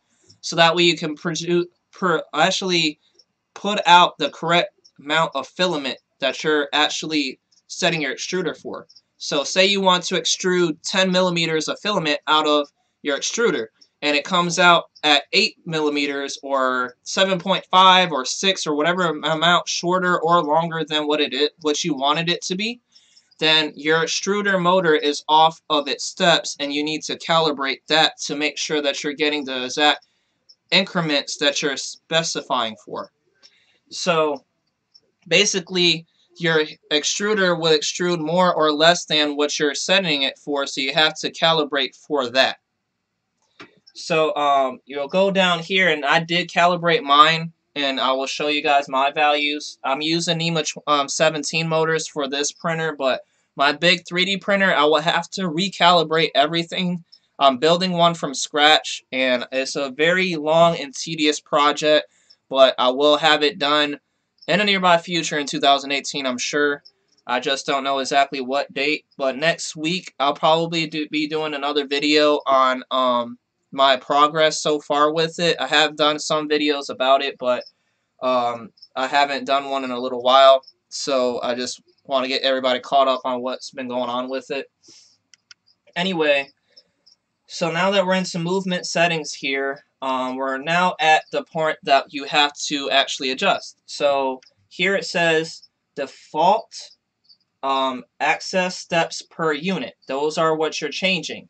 See, so mine, and right here is what you have to see it as. Every comma on the bottom is going to be the axis or axis, whatever you want to call it, whatever country you're in. And what that is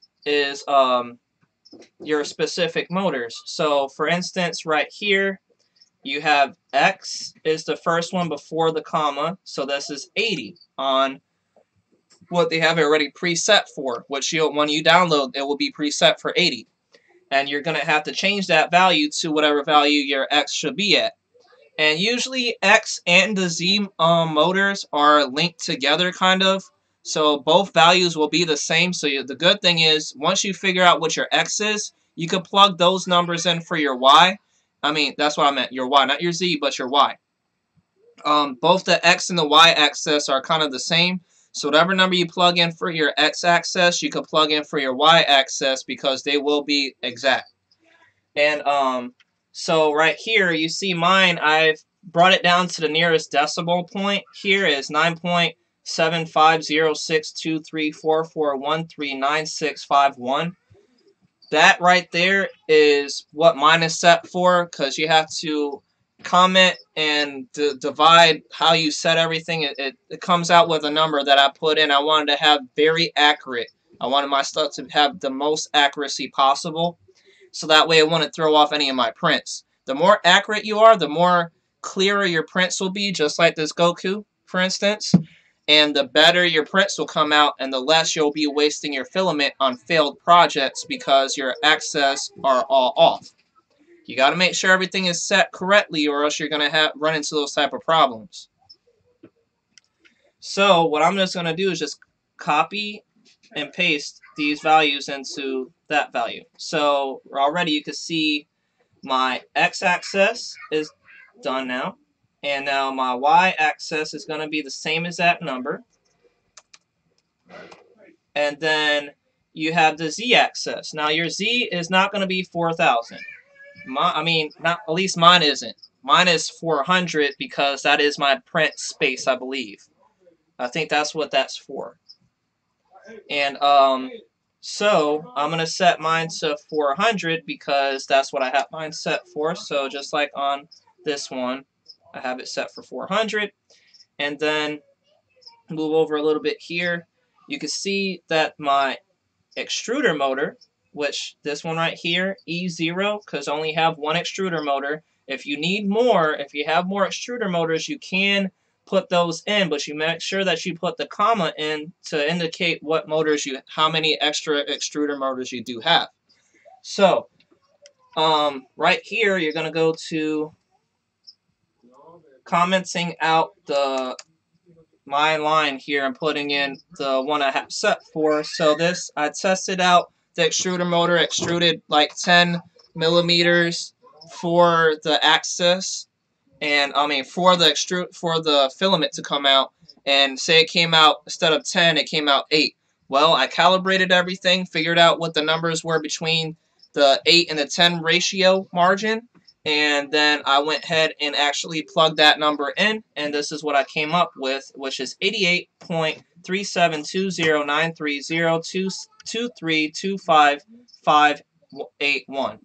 So all those numbers I'm just going to copy and paste also, and that's what would help keep my filament at the right setting that I needed it. So now that we're done with those, let's go ahead and get into the actual mounting for your not mounting, but for your steps for your actual feed rates. Now, feed rate, what that is how much, what the shafts and stuff are basically on your motors. So by default on here it says 300, and this is for the rip wrap 3D printers for like if you went and got like the kit for Prusa, the i3 Prusa i3 there, these are what these values are for, and I'm going to go over what they are meaning. So basically the built volume is 300, and obviously mine isn't, so I'm changing that. And then 300, so I'm changing it to 4, and that's for the X and the Y. Now, for your shaft of your actual your Z motors have these shafts that attach to a threaded rod. The threaded rod for the Prusa i3, if you get the cheapest one you could possibly ever get, you're connecting a shaft with like some zip ties or like a piece of rubber tubing that connects to the shaft to spin your axes up. They use 5mm threaded rods. That's why there's a 5 right here. And I'm using 8mm threaded rods because my rods are 8mm in diameter. So you're going to change this to 8 if you have the Anet. And then right here for the extruder, I have mine set for 50. I forget why that was. I think that was just for the actual gear on it was set for 50. Either way, as long as because this number right here is definitely right.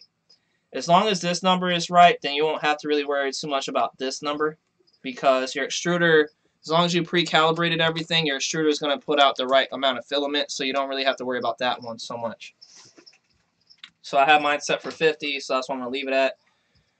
Oh, man, there's a lot to cover, guys. Let's go down some more here, and so you see the acceleration. Mine is down a little bit, so this one is at 300. I'm going to change, 3,000. I'm changing mine to 2,000 like the other one was. I forget the reason why exactly, guys. Acceleration has to do with movement speed, and let's just put it this way. If you want to make sure that you're getting very fine quality out of your prints, you're going to want to make sure that you change the numerical number for the speed, so that way it's just like when you're driving a car, for instance. When you drive and you slam on your brakes, you instant stop and it jerks you forward. That's the same with this. When your X and Y axis are moving back and forth and front to back, you're going to see that they stop kind of suddenly, and because they're moving around, and however you set your speed, they're going to smack in and stop instantly, like keep stopping like a car would, and throw off your prints. So I have mine set for 2,000 because I think that was a lower speed rate for like my jerk, X, Y, Z jerk accelerations and stuff like that. And it's just complicated for what yours would be. I would just say go lower and then raise higher, because you don't want to make sure that you're not throwing off your prints, because you'll be wasting your filament for the speed that you're going by. So I'm going to leave mine at 2,000. I haven't had any troubles with that. So we'll go down. The other ones you don't have to worry about. I left those alone. Those are accurate in my opinion. So now we're going to default max acceleration, and then we go down and you see that the default acceleration on my end is at 650, over here is at 3000. So I have to change this also to 650, and then I have to change this to 1000 and this one to 1000 also. And this live stream, guys, I'm not trying to keep you guys so long on here. So what I'm thinking about doing, which, you know, I was just thinking about this now, is that I'm going to probably just cover going over the configuration.h, and then we'll get into the whole Alexa part maybe next weekend. I want to say maybe Wednesday, because I am off Wednesday for my job. And if I have the ability to do so at that time, I definitely will do so. But bear in mind, I will probably have my kid with me, and she does yell a lot in the background. So if you're not used to that type of stuff, guys, let me know in the description there, because if you need to have quiet and no background stuff going on, it's completely understandable, because I'm trying to keep myself as, I guess, professional as possible. And I want to make sure that everything is done right for you guys, and you're getting all the information you possibly can from me without any, basically anything happening in between all that. I don't want any kind of distractions for you guys. So I changed everything to the correct settings that I have from my other one there. So I'm just going to go down now and see where else we're at here. So we're going down, and okay, so for the your default jerk settings, that's what I was talking about earlier. Your jerks is those smacks into itself when it's stopping. You're going to change mine to 7.0, so instead of 20, 7.0, 7.0, 1.4, 0.4, 0.5, all those are fine. Now we're going to go down a little more here. So we'll go down to, I want to see what else we got going on here. End stop, settings, invert, define, Z probe. See, now these probe settings are for if you have a actual, the actual sensor that I was telling you guys about. It will probe, like you have, there's auto bed leveling, and what that is whenever you're printing, you have to make sure your bed is level with your heater extruder, because you want to make sure that you're getting a good layer of filament down. And you have to adjust your heated bed's level, so that way it won't be left and right, up and down, like weird shaped on the side and all that stuff. So to compensate for something like that, instead of having to go back and change your actual bed's level, you can get a sensor that senses where the levels are. Your extruder will actually extrude with it. It will actually move, your x-axis will actually move at certain points onto your heated bed and measure the actual height between the bed and that sensor, and let it know where it's at. So that way, if it did like go down, because your bed will always get off a little bit, depending on how tight it is when you lock it into place for where your level is at. And because you know everything is moving, your whole machine is moving constantly, and it could throw off the actual bolt that's mounted on there, and then it could rise your bed up a little bit or lower it down a little bit, wherever the case may be. And the sensor will compensate for that, so it'll always read the value before it starts printing of where your actual height is at, and compensate for that, so you don't have to keep going back and adjusting your bed level. That's what the auto bed leveling sensor is for.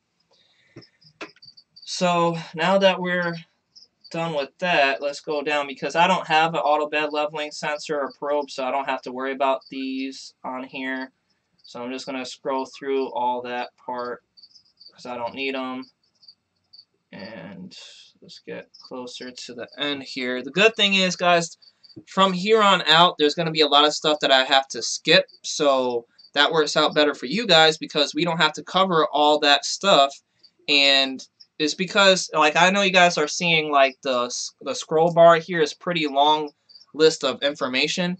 But it's not really, because there's a lot of stuff that we don't need. there's a lot of stuff that's commented out that gives you the ability to comment back in if you need that specific part. So you don't really need all, I'm not going to have to go over all that stuff with you.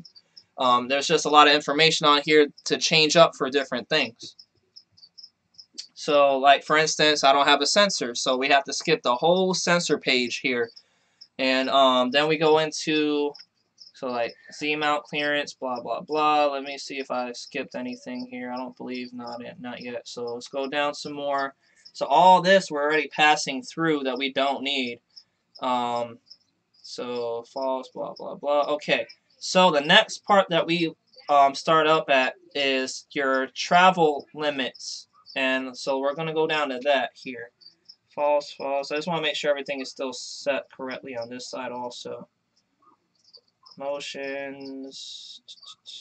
Make sure all that's printing bed size. What? Size of the print bed. I don't know if I've seen that on here or maybe I just passed it.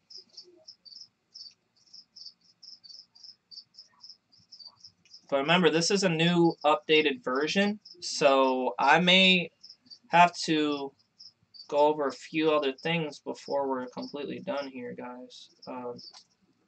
Because the one I'm on right now that I'm moving up and down on, this one is the new one, obviously. And I wanted to make sure that because of it being new, they added a bunch of different other things, and I have to go over those just to make sure everything is done correctly. So let's see, homing, speed, fill rate, touch, probe, offsets, enable stepper, disable access stepper. Let's see. So we're trying to locate where the difference is on here. Basically, is what I'm trying to do. And define invert step.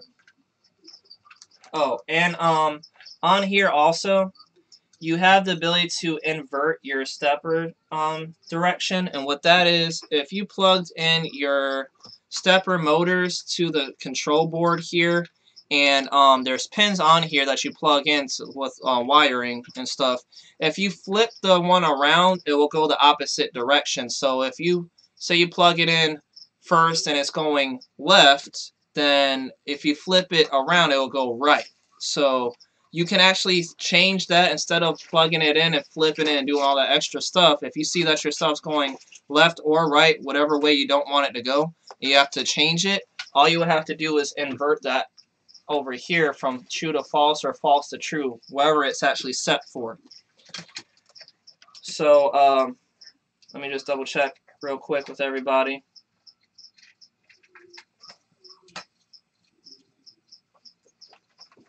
Laugh out loud. Okay, this looks so fucking complicated. Yes, it is very complicated. It's not something that everybody can like just wake up and be like, hey, I want to do this today. There's gonna be a lot to cover, guys. That's what I was trying to mention earlier. We're gonna be going over a lot of different stuff on this. But the good thing is we're almost halfway through it, so I'm happy that you guys are staying up to date with this. I just want to make sure that I'm at the right spot here for all extruders. Okay, so here we go. We're right at the right spot. So invert stepper direction, invert stepper direction. So you can see right here I have true, false, and true. So my x-axis is on true, so I'm going to have to change this one to true. So basically they're backwards on this one. So I need to put this one as true, and then this one as false, and then the next one on true, and the other one on false. I mean the next one on true, and then that's it for that. My mistake. But so now that we got that, we'll go down. I'm trying to keep both of them synced with each other, so that way I'm not thrown off. So homing selection, or section, I mean. Let's keep that. Okay, so see right there, the homing section part of it is kind of different. You see right here, define no motion before homing, define homing, layer height, blah, blah, blah, height 4. So that right there is different compared to the new one. So, but the good thing is, after that, it kind of changes and goes back to normal. You can see right here, It's just giving different information, but it's kind of the same because define -1 here. So all that's still right. But this one states about the print bed, and so the print bed size, and what that is your print bed has a size of squared or circle of whatever it is. So mine is I think 220, yeah, 220 by 220 squared. So right here you can see that this is 200, so we have to change that. But you see over here, I have my bed set correctly. It's 220 by 220. You can see that on there, but it's different. It's different on the new Merlin firmware. So we changed that to 220 for both the X and the Y because both of them are the same size. The reason why they have different sizes is because you can get a longer rectangular print bed instead of squared. It'll be a rectangle instead. And that will be like 220 by 300, I believe. And so you can get that type of 3D printer print bed instead and change the value for that. And like how my 3D printer that I'm building from scratch, it has a print bed size of 16 inches squared, and so that would be basically 400 millimeters and squared. It's just shy of 400 millimeters. I think it's like 420, 30 something, I forget, between the American standard SAE and metric. But so now that we got that settled, now we can go down to our end stop homing travel limits. So the travel limits are something you will definitely need. And the reason why I can't stress that enough is because when you start printing, your printer will automatically home and then it's supposed to go to the center of your print bed, dead center of wherever it's printing at on your surface. Now, if it's not going to your dead center, then you have to change these values and calibrate where your center is located. And I did do a video on YouTube that states how to center your print bed. It's like centering your 3D printer's print bed or something like that, or 3D printer, something like that for the description for the video. And I show how to actually set that up, so you guys are lucky that I actually know how to do all of this. So if you're printing offset from your center, that's a bad thing because you want to use up that whole entire space. So if you're trying to 3D print something like, I don't know, this for instance, and your print bed's about the same size or a little smaller, you don't want it to print off your print bed and it's smacking into this the end off of your printer, and then it's just messing up your whole print. So you want to be able to use your full capability of your printer, so you have to print dead center or else it's just throwing everything off.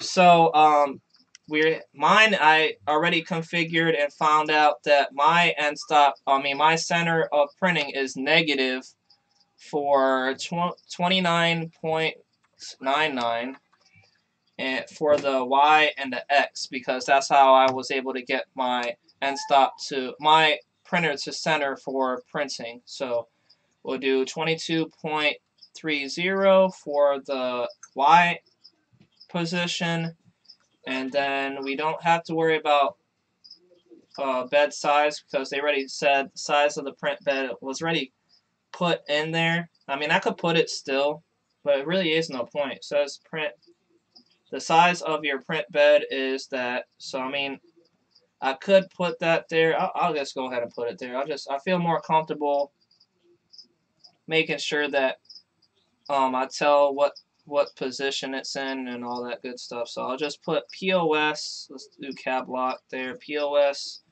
position for this is 220. Oh wait, they already put the position there. It says max underscore POS X. So I don't know if I have to mess with this. Let me just double check this side. So it said X again, which I don't need. I guess that's why this is here, is to comment to let you know that it needs to know why this is here, so I can comment and let you know. So I'm just gonna undo that. I'm gonna leave it alone because it actually I already defined what the settings are. So I'm gonna just undo this. Okay, so let's go back down now. End stop software, end stops, blah blah blah. So if enabled, won't run into position. Min software end stops is enabled on here. So this one right here is enabled. So that's perfectly fine. All those are accurate. And let's see. Bed leveling. So see, they have filament runout sensors also. A filament runout sensor is actually what it means. When your filament starts to run out, it's a sensor that stops your printer from printing, which is good because if you say for instance you run out of your printer is printing something very intricate and it's taking like 17 hours to print, for instance, and you run out of filament when you're at work or running around doing whatever you're doing throughout the day, you're going to wind up having your filament run out and it's not going to stop printing. It's just going to be extruding nothing and your print's going to be thrown off and you have to restart from scratch.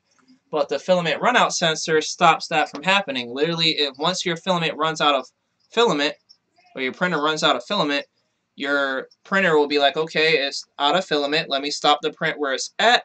And then when the person comes back and puts new filament in me, I can go ahead and start where I left off at so that you don't have to worry about redoing your print all over again. So I don't have a filament runout sensor for this right at the moment. I do have a filament runout sensor, but I'm not adding that to this printer. So we're not going to have to worry about this. And now bed leveling. We don't have an auto bed leveling sensor, so that's another part that we can skip because I don't have that. See, they have 3-point, linear, bilinear, and UBL, so I don't really know about all that exactly. There's different sensors that give us off the readings, and I just don't have one. And I really don't, to be honest. Oh, sorry about that. I don't really, to be honest, think that's necessary because once you lock your printer in, once you lock in the print bed's level, you don't really have to worry about it anymore. I hardly ever seen where I had to adjust mine. Only when I'm doing add-ons for stuff, I have to adjust my printer's bed there. So let's go ahead and pass through all this. Now we're on unidentified bed leveling. We don't need to worry about that. Mesh, we don't have to worry about. So all that additional. Okay, so now that we passed all this, let me just make sure that everything is set correctly here. Okay. Bilinear. Auto bed leveling, blah, blah, blah. Scroll through. Mesh.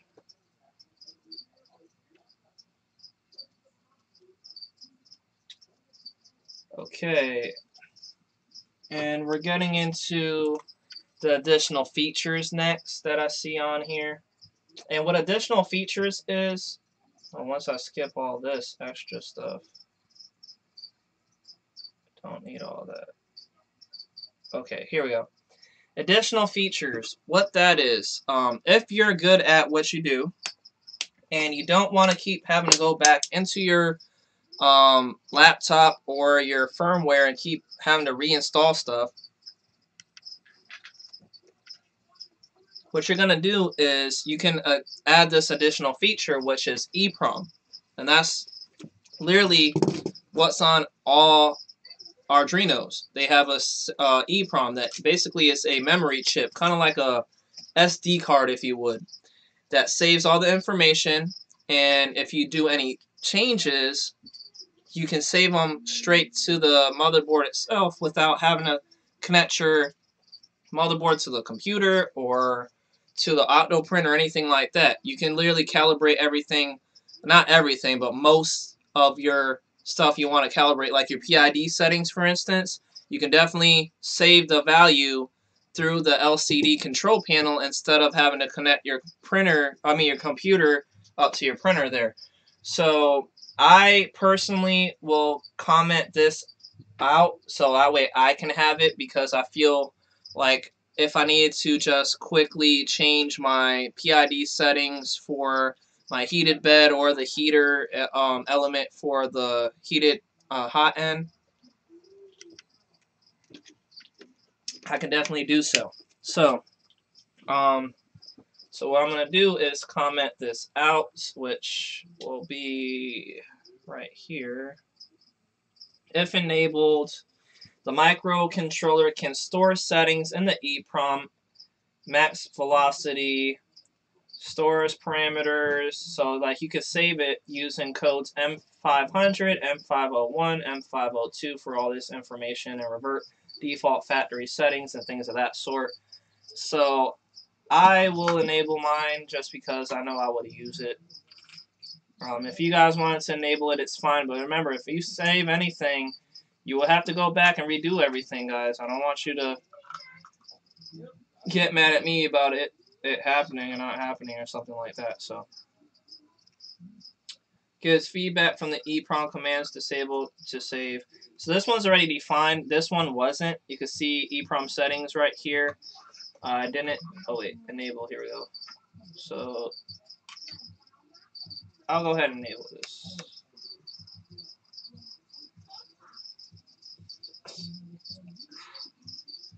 Okay, so yeah, I'll disable that part. So I could change my settings using those commands. This one says disable 503 to saves 2,700 bytes of program disable for release. I'm not going to mess with that. I'm going to leave that alone. Appreciate everybody still watching this. Depending on who is watching this. I know this was like short notice, guys. I was debating if I was going to do a live stream or just make a video, but I feel like the live stream will just work out better for most people because I don't have to be running. If there's any questions, basically, I could just answer them on the fly. Okay, so now that I'm in here, let's go down. So we did the EEPROM and free memory watcher we don't need. Okay, so see L inch mode support, blah blah blah. Okay, preheat. Now, preheat, what that is how high you can set your temperature for your specific filaments. So, for like your hot end, for instance, you want 180, 190 to 210 for your PLA, and then ABS is like 240, like I mentioned earlier. So, this is what you would set it for those type of filament. You can set for two different ones. Obviously, your preheat number one will be for PLA, which is at 180 to 70. I'm going to change mine to 190 because I prefer 190 for mine. Well, I'm not going to change it on that one, so I can change. Hold on. Let me just undo that. Okay, so we change it here to 190 because I don't need to change it on that side. I'm not using that program anymore. Well, I'm not using that firmware anymore. And 240 to 110, I don't use 110. I use for my heated bed, I only go up to 100. You don't need 110 for that.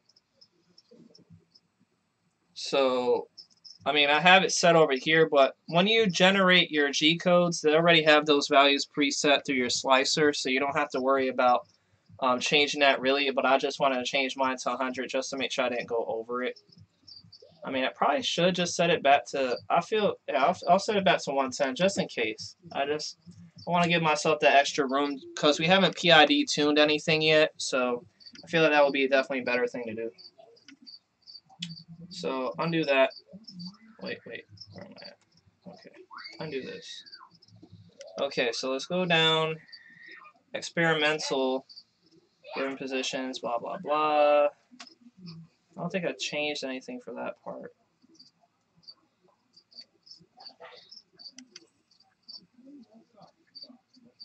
Yeah, I didn't change nothing on there. Go down. Enable clean, blah, blah, blah. I don't think I did anything like that. I think I left all that the same. Yeah, that's all the same.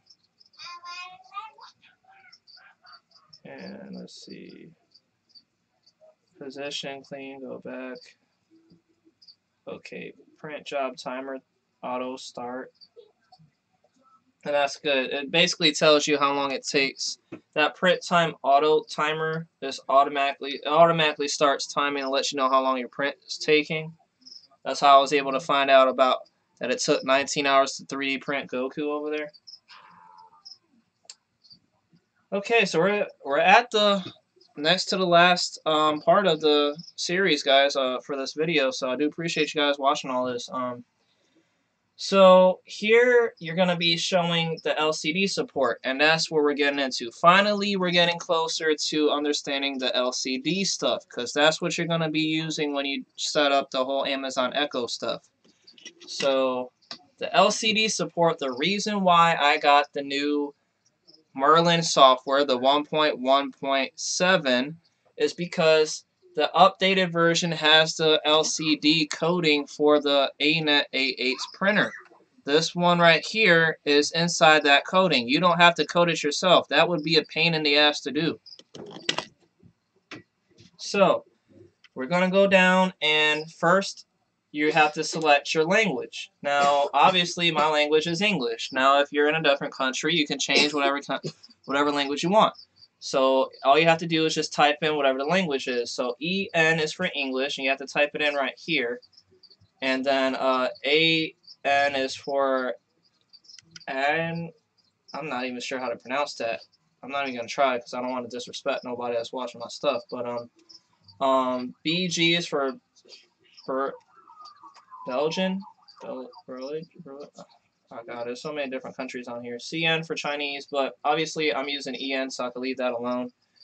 But you will definitely, sorry about that. You definitely change it to whatever country you are. You have to just do is just put the 2 letters after the language there.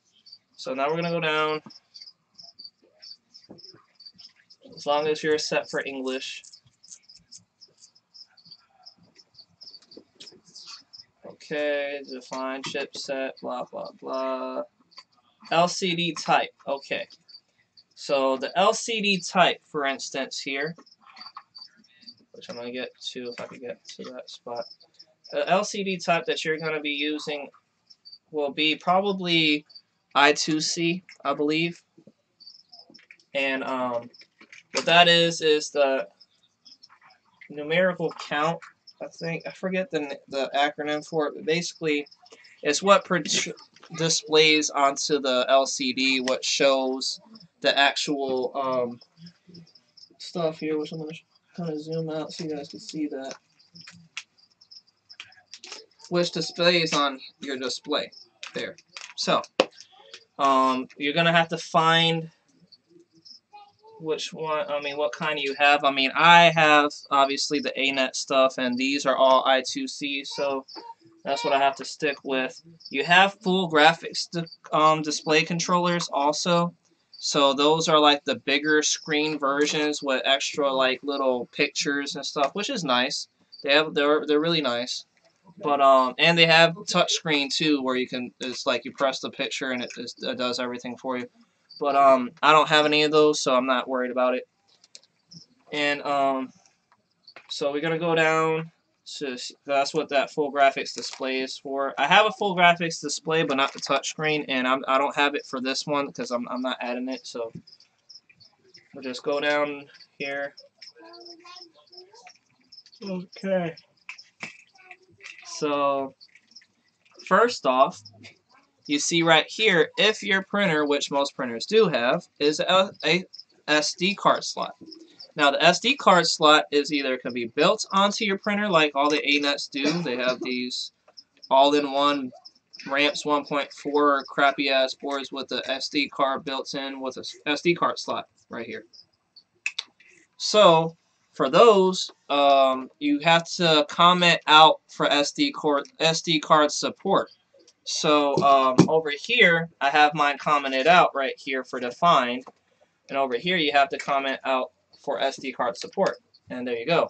Now we have the support for the SD card, so when you load a G-code off from your slicer, you save it onto your SD card, and then you put the SD card into your printer, let it print overnight, shut off your computer so you don't have to worry about leaving it on while it's printing out something, and standalone prints. That SD card is going to save you a lot of money for power.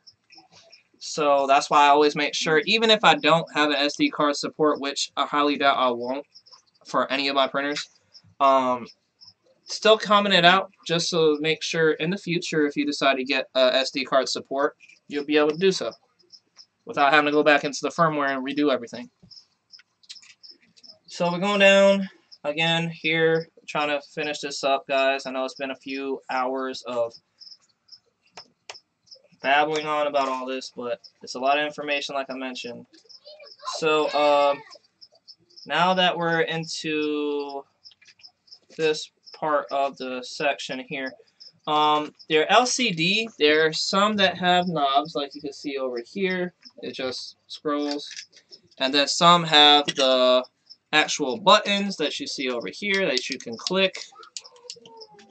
So you have different ones. Now for the rolling knobs, the scrolling knobs, you can change which way it scrolls to. So if you turn right and you want it to go downward, then you could change that to, it would be reverse on here, I believe, reverse encoder direction. And if you want it to leave it the way it is, I think it's upward, so it's like a left, like reverse. So I'm gonna reverse Baud. Sorry guys, I'm getting a little tired. I've been working on a lot of stuff lately, so just bear with me here. So yeah, encoder settings, pulse per step, menu, let me see. I don't know if it's on here like that. It may be different now. Remember, this is the new version. Oh, here we go.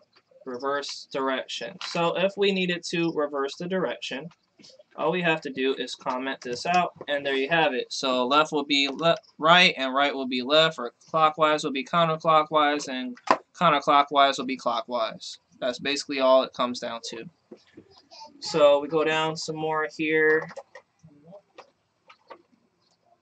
and so we have reverse menu direction here. Oh wait, that was encoder. I think I will leave that alone then. That was my mistake. I think I may have actually messed that up there. So reverse menu direction, that's the one that you have to worry about. Not the encoder, but the... Well, we actually could reverse that one too. For this option, if clockwise causes values to decrease. So I don't know. We'll leave that the way it is, but I want to change my menu direction for sure. So that's what I use, is the opposite. I'm just so opposite, guys. I don't know. So, okay, now we go down to speaker buzzer. Now, if your LCD has a little buzzer speaker on there, a little thing that clicks or makes noise, I mean, you can leave this uncommented if you want to. I know I'm going to, because I don't like my buzzer. I don't like hearing that whole beeping and clicking and all that stuff. But when it comes to this whole tutorial, I'm gonna have to have it on because I want you guys to hear the clicks and how everything is running. So the next video that I do about all this Alexa controlled 3D printing stuff, Alexa, stop listening. What's gonna happen is I'm gonna be showing you step by step, and you're gonna need to know about how it goes, and you're gonna have to hear the clicks and all that stuff and all the noise coming from the buzzer. So I'm gonna need it, so I'm gonna have to uncomment it. But normally I will leave it uncomment so I don't have to hear that. That buzzing, I just don't need to have buzzing if it's not required. So, but I'm gonna uncomment it because I do have a speaker and it buzzes, blah blah blah, for you guys. Anybody anything? Let me see. No? Okay, good. Everybody's still doing whatever they're doing. Alright, so now that I'm into this, standard, buzzer, speaker, standard control type. Merlin supports a wide variety of controllers. Enabled one of the following for specific to specify your controller. So this is where you have to change and look for your actual LCD controller, because there's different ones. The good thing is you can read it and look into it, but the good thing about all this is that your controller, they already found it online. They actually put hyperlinks in here, and all you have to do is click on it, and if it doesn't look like the controller you have, obviously that's not the one you need to uncomment, so that's not going to be the one you need. You just keep going and scrolling through it until you see what controller is actually yours, and then you can uncomment that, and then that will be already preset for you. Mine is the Anet that I'm using at the moment, so I have to find the Anet. So let's just go down. Ultimaker, I don't have that controller over there. Rip wrap controllers, blah blah blah. So let's go to, I don't know if I passed it or not. Uni panel, let's see. So standard controller type.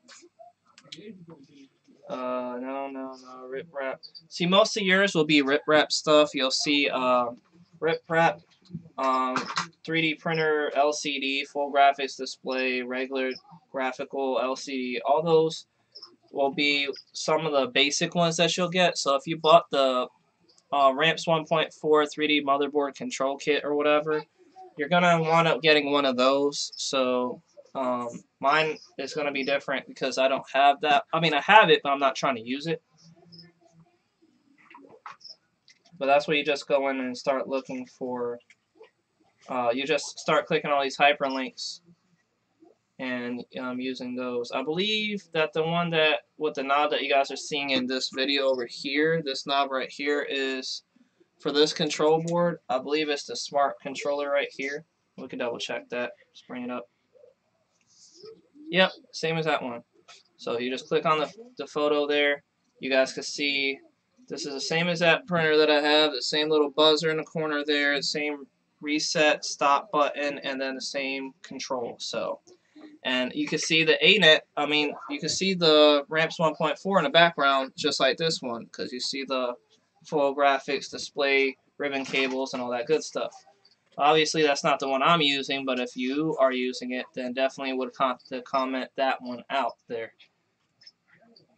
Okay, so let's go into this one right here. Let's just go out. Sorry about that, guys. I just wanted to let you guys see what it looks like. So now we're going to go down. See, this one is the other one. This is the one I have, the full graphics smart controller. The ones that one I just showed you, and this one will be your basic ones that are pretty cheap to buy online, which most likely are going to be the ones that you guys will buy. So let's go down to where mine is located.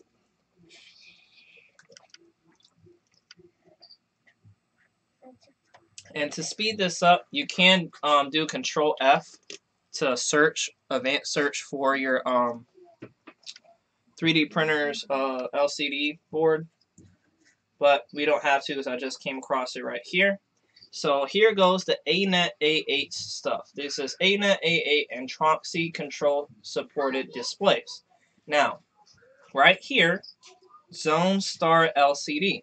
This is the one that I have. It says required it requires ADC keypad pin to be assigned to an analog pin. And then it says this LCD is known to be susceptible to electrical interference, blah, blah, blah. This scrambles the display, pressing the button clears it.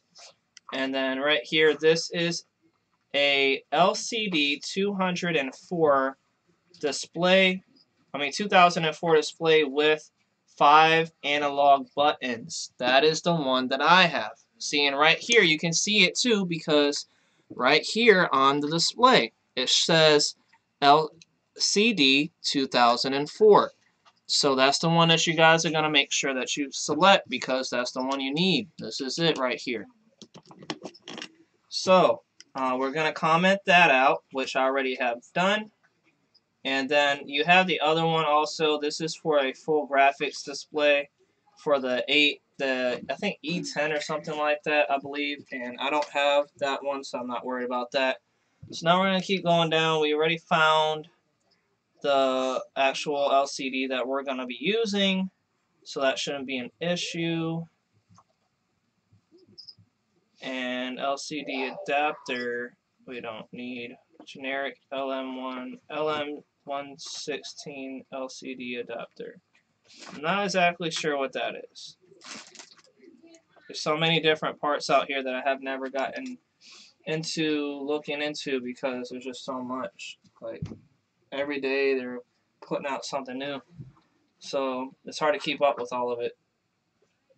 But it's using the U8 glib. That's numerical stuff. So CR10, look at that. That's my printer also. I have two different printers, remember, the CR10 and the Anet A8.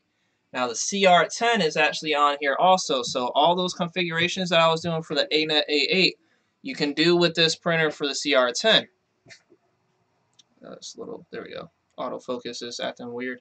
Okay, so we don't need to worry about that, but if I ever wanted to in the future, I have this option to switch over to add a ramps board to my CR10 instead of the stupid motherboard that's preset for it or whatever. I mean, it's okay, I guess.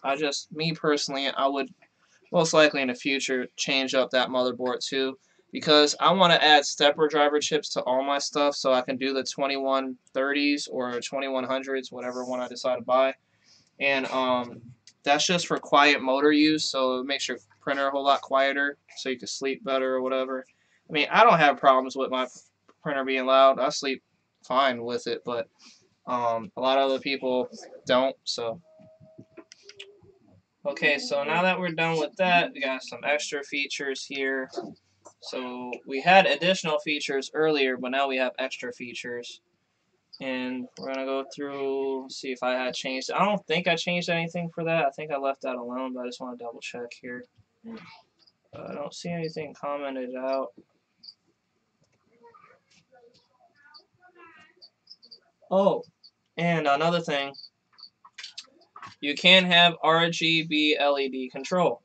So what that is, it'll set your pin for, this would basically be a smart printer to where you set your pin outs for a certain pin to give a signal to a relay or a MOSFET, for instance, and what that would do is allow it to basically, when your printer starts printing, you can set different colors with RGB lighting, red, blue, and green, or red, green, and blue, whatever you want to call it. And what's going on with that is, say you start printing and you want to make sure you could do smart printing. Basically, it's if you wanted to heat your bed up, for instance, you want to have red for your lighting, so you have a RGB strip and it'll shine a red light, and then when it's heated, where it's cooled down, like say after you get done printing and you can't touch your printer yet, obviously because it's hot, it just got done printing. So you're going to go back to your printer eventually and actually touch the surface, and at that time they'll be cool. But you don't know what time that's going to be because of the fact you don't know how long it's going to take for your printer to drop down in temperature. I mean, granted, the LCDs show the temperature on them, but it's not like they tell you or like flash a light or do anything to really get your attention to let you know that the printer is safe to touch now. So you can change the set pinouts for red for when it's hot, and then when it's finally safe to touch at a certain degrees, you can set your RGB strip to being blue colored instead, letting you know that it's cool enough to touch now. So it's like your printer is talking to you to let you know, hey, it's safe to touch your print now, so go ahead and do so. You go ahead and remove it off the bed or whatever. So you could do that if you wanted to. I'm not going to do that. I have a video on how to actually set that up. It was a previous video a few weeks ago about how to use MOSFET, like how to make your own MOSFET from reused parts. So if you haven't seen that video, I definitely recommend doing so for that one also, because It's very informational, and it definitely will save you money instead of having to buy an $8 MOSFET. If you have any broken electronics at home that you're thinking about throwing away, you can salvage a lot of parts out of that and add it to a printer. So, okay, so we're going down here. You can see that they have it defined as pin 34, pin 43, pin 35, and -1. So I'm not having to change that for anything. Number of servos. I don't have any servos attached to my stuff right now. And servos are little motors that have a variance of degrees from 0 to 180. And you can position the servo to be at that specific degrees, so that way if you needed something to move or touch or something like that. But I'm not using servos for anything. I've seen some people use servos for extruders and fans and all kind of different things, but I don't need it, so I'm not going to use it. Okay, so we're actually done, guys. I went all the way down to the bottom here, and I don't see anything else I have to change. So now that we're done with configuration.h, that is set. We went through the whole entire thing. You guys did a great job following along with me. Thank you, Cheyenne and Heather. You guys are doing great following, keeping up here, I'm assuming. And definitely, if you guys are trying to get into 3D printing, like Cheyenne, for instance, I know you like doing, you know, all the dressing up and, like, cosmetic, you know, the whole makeup stuff for, like, zombies and stuff like that. I know you like to do all that type of makeup for, like, props and, what's it called? It's on the tip of my tongue. I'm sorry, it's, like, really late right here for me because I'm tired. For your props, I know, I forget the name of it. Doing, like, Comic-Con stuff, basically. I just forget the name. I can't remember for the life of me. I'm trying to remember.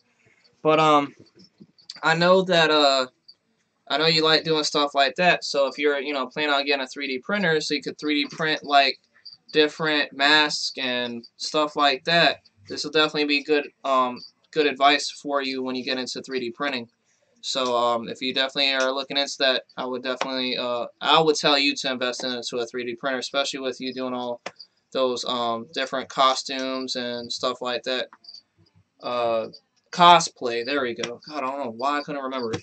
For doing all that cosplay stuff that you do, if you wanted to make a wand for Fairy Tale, for instance, or any kind of 3D printing prop for a cosplay that you want to go about, 3D printing is definitely where you want to be at. So, and it'll definitely save you a lot of money, and then you can just spray paint the prop after you get done printing it out, and then bam, you'll have like your own scepter for Fairy Tale, or whatever the case may be that you're printing stuff for your props, will definitely work out.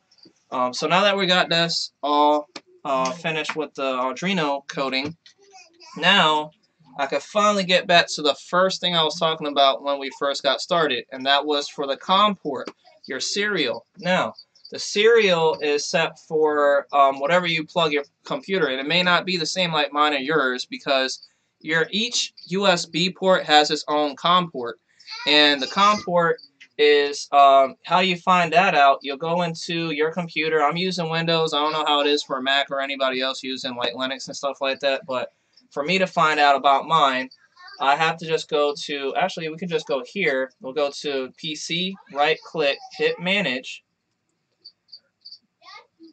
and give it a second for it to pull up.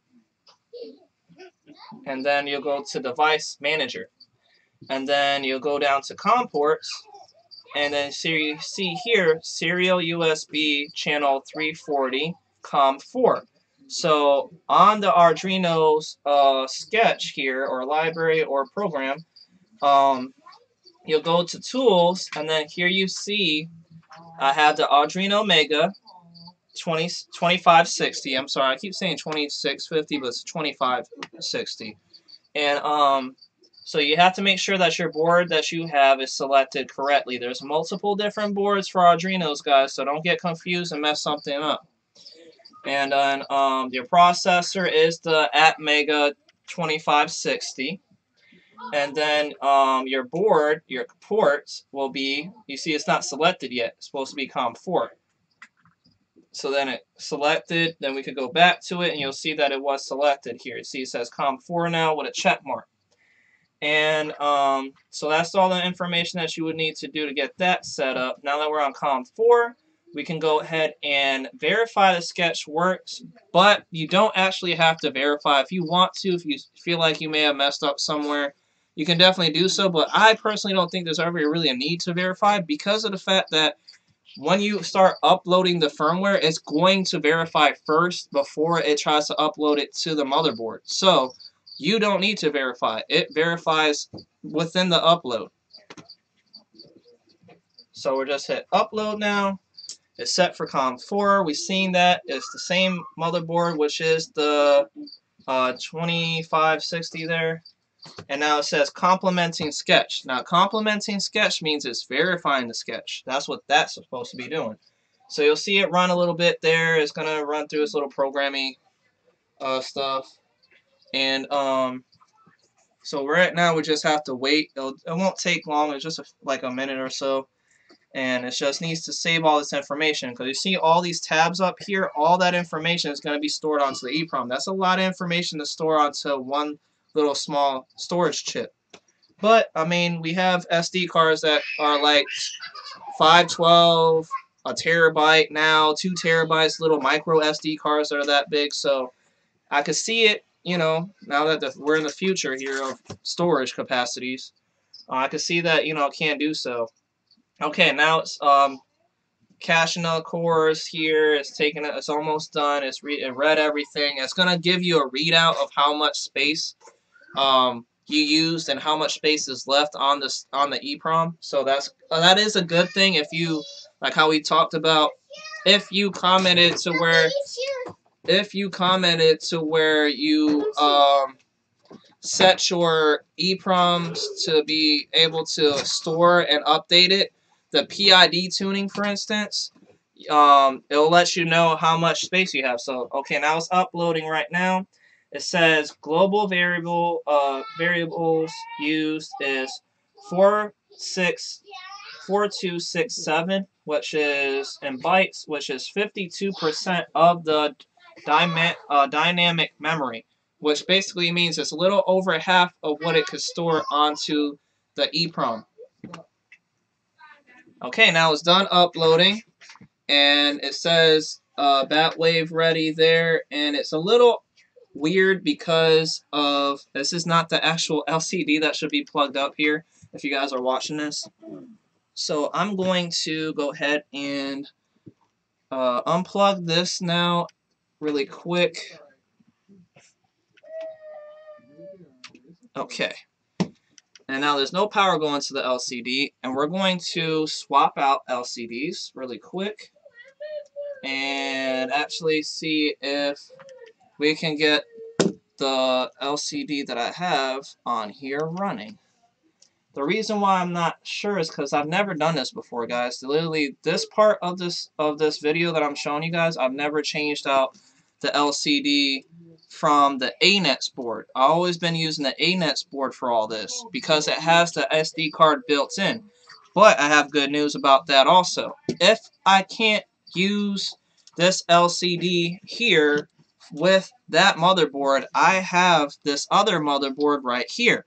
And this one right here has an SD card actual holder part, like it actually has for an LCD extension, and it's on auxiliary 3 port on the board, and this is what it looks like.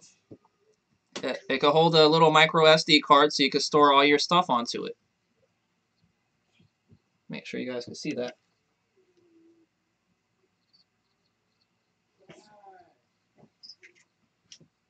Okay. But anyway, so with that being said, if I can't use the LCD from the actual Arduino there, and it's giving me some kind of stupid problem, it won't be an issue because I already have a board that has an SD card reader on here. So we could switch over to this one instead if I needed to. But I'm trying not to do that because I want to see if I can get this one to work first, the one that I'm looking at over here. So this red one right here, with all these wires, I'm trying to, let me zoom in a little bit here.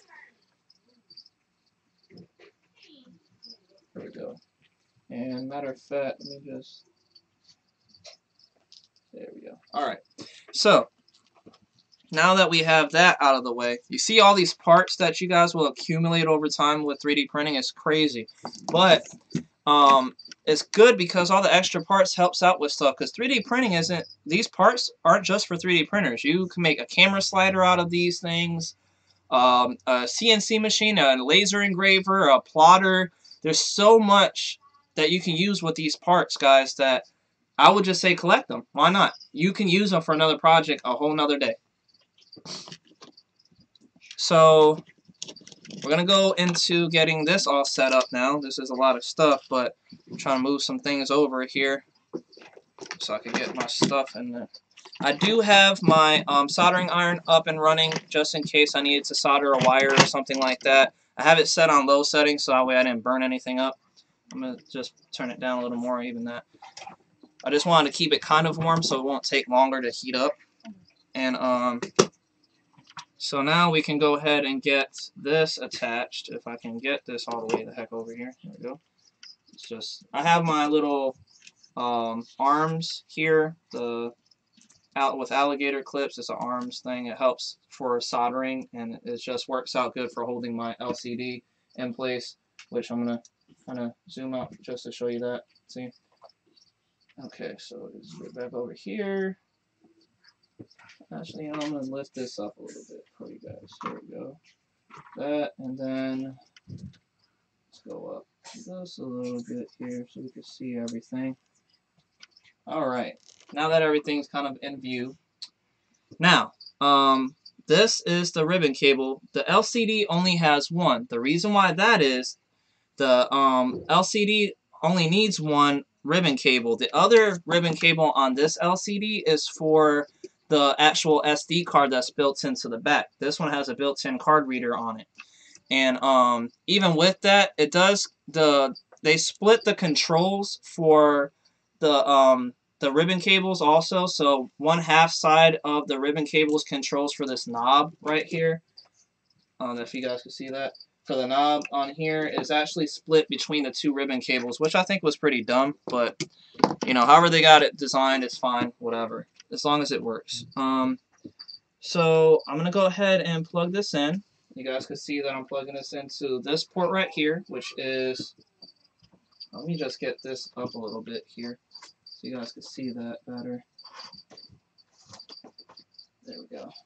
I wish I could shine some more light on that part, but oh wait, there we go. You guys see that? Yeah. All right.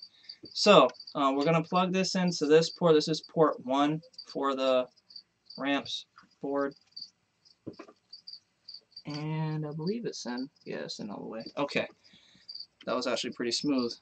So yeah, now that we got that all done, we can actually plug up the power to this, which is this power cable right here.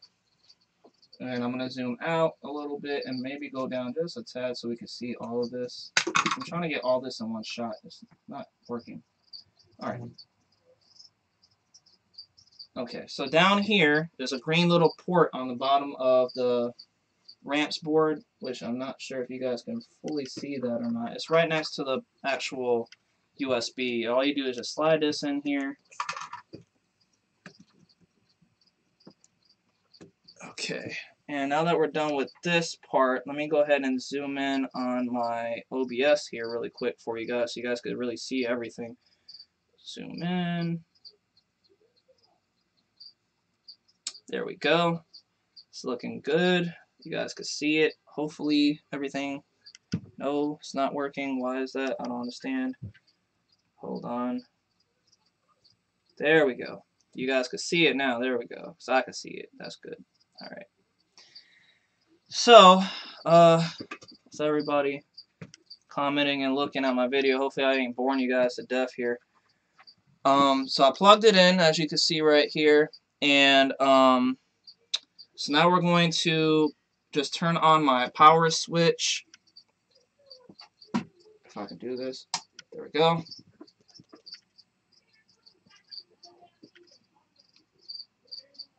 and it is on, but it's not showing on the LCD. So let's just move that over here. Maybe that's it. No, it's not. What is going on? Interesting. The LCD is plugged in, correct? Yep.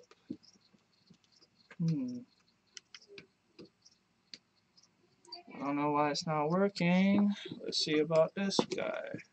I mean, this one was obviously working when I had it plugged in, so let me just double check just to make sure nothing weird happened. These stupid things.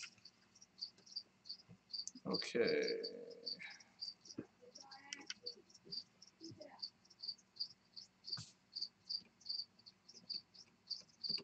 Yeah, see, I mean, it's working on this one.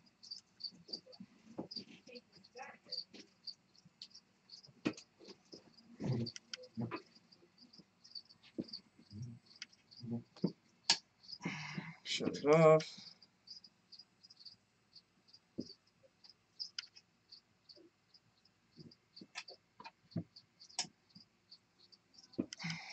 I mean, it is working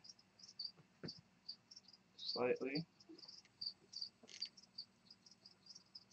And this one didn't want to come on, though. I don't know. It's probably because it's not the same LCD controller. Alright. So, let's unplug these. I don't know why it isn't working. Oh my goodness. What's going on? Stupid. It's not how it doesn't have any power to it. Let's see. Power, alright. No power coming out of that side. I wonder if I have it plugged up, will it do something? I don't really think it should be a difference. I mean, I don't want it to be a difference, to be honest. It's not giving any power to it, though, which is bothering me.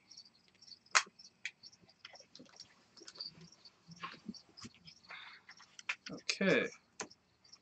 So, that was one failed attempt. So, what we're going to have to do is go back to our coding. That's great. Yay, I love this so much. See, this is what I was talking about, guys. Like, literally, if I was doing a regular video, I would have to keep going and cutting the video out, and it's just a pain in the butt. So, now that we're connected, let's see here. So, my end stops should all be working. So, we can test that out by, let me move this out of the way since this isn't working at the moment here. We're going to test to make sure that the actual 3D printer itself is working correctly, like nothing fried when I was doing all that moving stuff around. Don't do that, obviously, because if you are unplugging wires while your machine is on, you run the possibility of ruining your stuff. So, really quick, I'm gonna run this program called Pronterface. Google it. It's called Pronterface, and I can connect to COM port 4. Connected. Okay. So see, you don't need an LCD to run your stuff. You can run it off a computer. You can run it off of Octoprint also. You just have multiple different things to run off of it, and so right now I'm just testing out my actual controls here. Let's just do, since my Y is all the way back, I'm going to see if I can push it forward by 1 increment. Yep. Okay. So it is working. The program is in place. And if you guys didn't see that, which I'm pretty sure you didn't because I didn't have my camera on there, let's just go down. And okay, that should be good. Hopefully you guys are seeing this. I know OBS has some trouble. Yeah, see, whenever I get into another program, I don't know what the freak be going on with this. Alright, bam.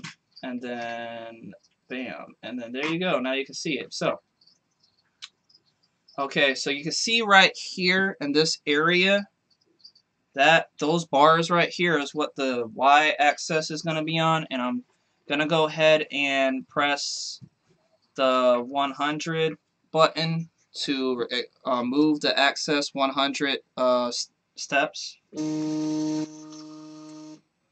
there you have it. So it moved. And you guys can see that it's working. So, and then I can move it back if I wanted to. If I wanted to home the access here, all I gotta do is just press the home button on this. So give me one moment here. I can home Y. If I could find the freaking, there we go. I don't want to home all of them, just the Y. There it goes. And it homed. So we do know that it is working and there's not any problems with it. So the next step is to find out why my LCD isn't working. So we're going to disconnect this here and get rid of that. And I'm going to go into my configuration.h file one last time. I just want to make sure that everything was commented out that I needed. I mean, I know I went over that, but that's not sure why it's not working. LCD controller support, blah, blah, blah. Where are you? Let's just do Control F. No, what's, no. Undo this. What are you doing? I want to do Control F. There we go. Anet. Look for that. There we go. Faster. Okay, yes, it was uncommented. Define.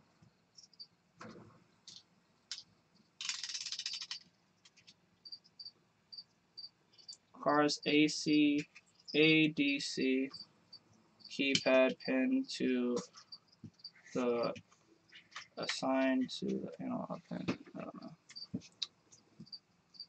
So I do have it set. I'm trying to think, guys. I'm sorry that it's taking so long.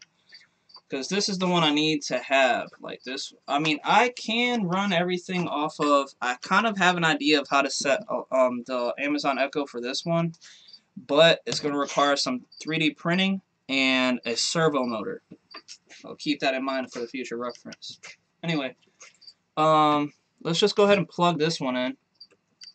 See why the freak is not working. Come on, buddy. We need something going here, God. What is wrong with you? See, it's on, but it's not coming on. Like, I don't understand why that is right now. It's probably some port. It could be that the port itself may not be working correctly. So we can change back to this LCD here. But I mean, I was looking at this one and I think I do understand what's going on here. This one will work. I know for sure this one will work. But I'm trying not to like take all this stuff apart, you know? But for just this purpose here, I'm just gonna show not it running on this one, but just how it the LCD works on this one. So I could show the LCD on this one, but I'm not gonna hook up all the motors and stuff. But it will work. I mean, obviously you guys seen the motor, the Z-axis, X-axis, I mean the Y-axis moving there. So let's go ahead and just upload the code to this one instead. Let me unplug you really quick. But yeah, I believe it's because of the wiring inside of this cable. It has to have a clip in it. Like you have to clip it. Like I bought this one specific for Anet versions, and the guy already had made a wire that runs over to another wire. If you could see that on here, see this extra wire that comes out of the ribbon cable. And well, it's not a ribbon cable, it's a spool of cables now, but this would have been the ribbon cable. I'm trying to show you guys all that. So this extra wire coming out, this brown wire right here, is going over to another pin on the board, which I believe that's the reason why this one isn't working at the moment. So now that I got that unplugged, we're going to plug this one in. Voila. And I'll plug this into the printer, I mean the computer, because we have to upload this new sketch to it anyway. and it did plug in, so I'm just gonna quickly upload this. Let me just make sure we're on the same COM port. We are, because it's the same port, so that's good. I don't know if this is I believe this is the Mega compared to itself. I believe that is the Mega. I'm gonna double check really quick though. I'm gonna go on my eBay really fast and look up who I bought it from and if it's set for the 2560. I have to go back quite a while though, because I ordered this a while ago, guys. Oh man. Okay, here we go. For the Anet 3D printer, rip wrap, blah blah blah. Yes, I know I bought this. It was $59, guys, and 94 cents. So basically 60 bucks for this. But it's legit, guys. Like I can't like state that stuff anymore. It's the LCD keypad, yeah. Pin 8 of the auxiliary on the board. Okay, decided after the extruder driver burned on my blah blah blah, decided to go use another board. Feature dual extruder expansion, cheap, enough space, blah blah blah. Freaking mosquitoes. I'm good at killing mosquitoes, guys. These guys just Florida, man. I don't know. Damn, mosquitoes are overpopulating our asses. Okay. Major improvement, blah blah blah. More memory space than the Atmega 2560. Dual extruders, JST, 2-pin connectors, screws, mouse board. Installation kit included in the email and email support. Last picture of demonstration purposes. Guess it is the 2650, so let's go ahead and try that one. I just wanted to double check because I didn't want it to fail. I mean, I really don't think anything would happen, to be honest, if it wasn't the right one. And guys, my phone battery is dying, so we're about to have to cut this out. If you guys are watching this on Facebook, please go on YouTube because my phone's about to die and I don't have a way of plugging it up. I have literally like 10 things plugged in right now. Actually, hold on. I may actually have a way to plug it up. All right, hold on.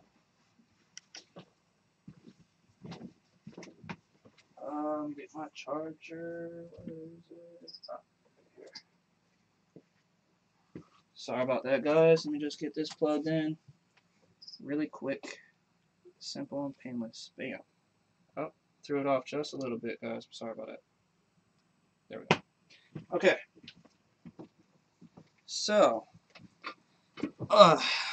phone is charging and we are still live, so that's great. Alright, now let's see. So we are trying to upload to this one here. So I'm going to go ahead and hit the upload button. Everything is still the same. Same COM port, same type of board. The 2650 or 2560. 2560. I keep saying 26 for some reason. There we go. Now we're uploading it. It's taking a moment. Just give it a moment. And so while we're waiting on that, the LCD, like I said, this is a special type of wire connected here to make sure that it works. I'm hoping people are still watching this. Let me just double check my YouTube while I wait for this to upload. Okay, I got one person still watching, which is good.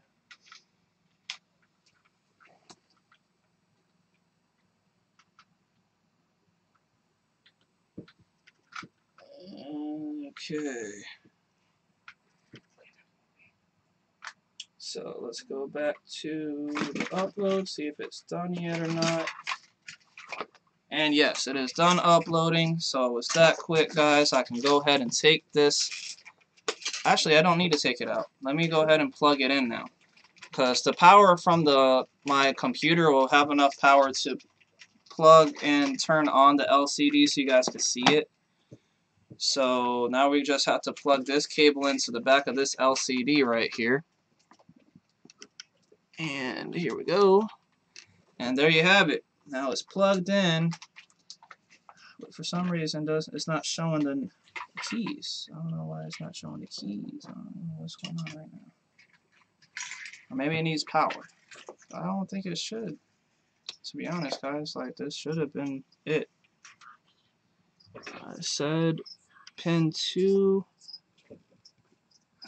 Let me see. And I don't think it should have any problems. I mean, at least this one is on, but I don't see the actual LED. So I may have to cut the video out, guys. Sorry. Merlin firmware installed only works if you have auto bed level. Only if you have auto.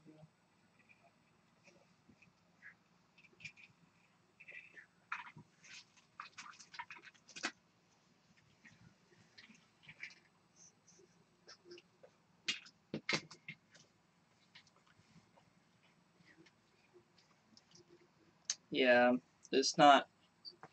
So I'm reading over the information on here, and it's not stating. It says the version that they were running was the 1.15.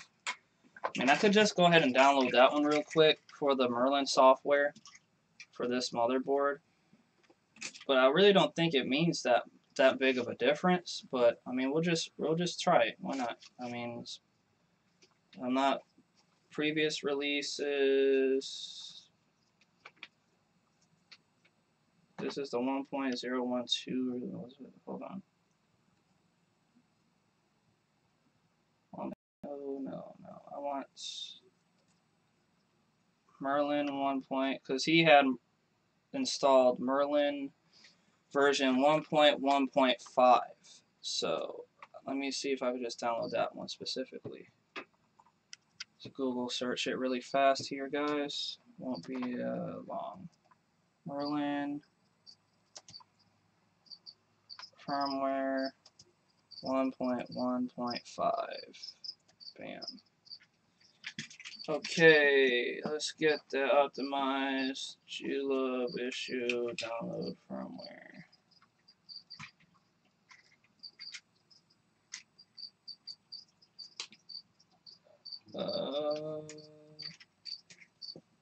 This is the 1.7 version. I don't want that one. Some issues. Stupid issues. I want to hear a bunch of issues. Perform.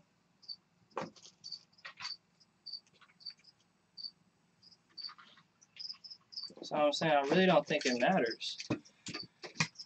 But obviously it's not showing my LCD on here, guys. I don't understand that. I mean, there's only one LCD. Well, let me try installing this one instead. I have a different LCD control. I'm going to install the old Merlin firmware really quick and see if that does anything. But I don't know. The display should be different. I mean, it should be. I mean, what it's set for will be different, I believe. I never used that LCD on another, any other motherboard other than the Anets, so I'll have to do more research, I guess, on that part. I didn't think I was going to run into any kind of problem like this, though. That's the only reason why I hadn't. Yeah, see, this one doesn't have. We could do the other graphics controller, but this one doesn't have no touch panel. Move, step, switch, robot, key press. Keypad move step. Move step. What? Keypad.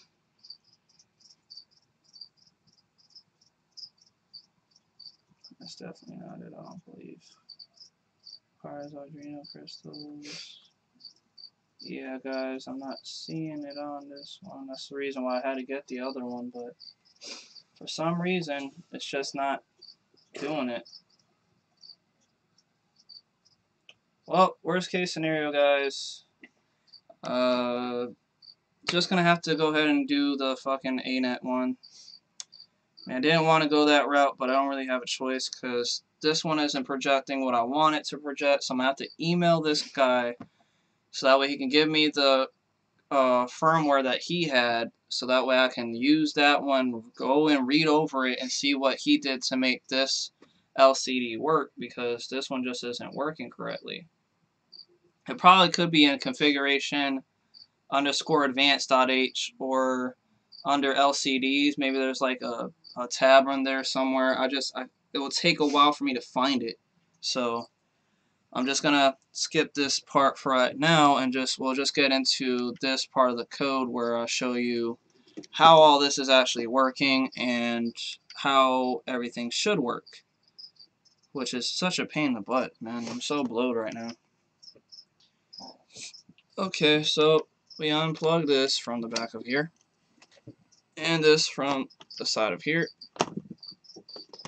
and so this is not going to work at the moment until I get the other information from that guy, which I'm going to email him as soon as we're done with this stream. So we're going to plug this in.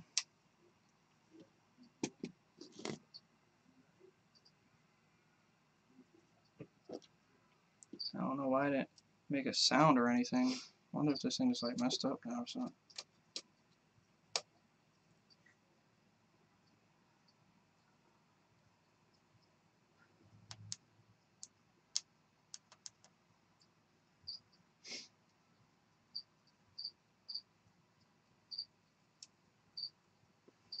It could just be messed up, guys. I don't know.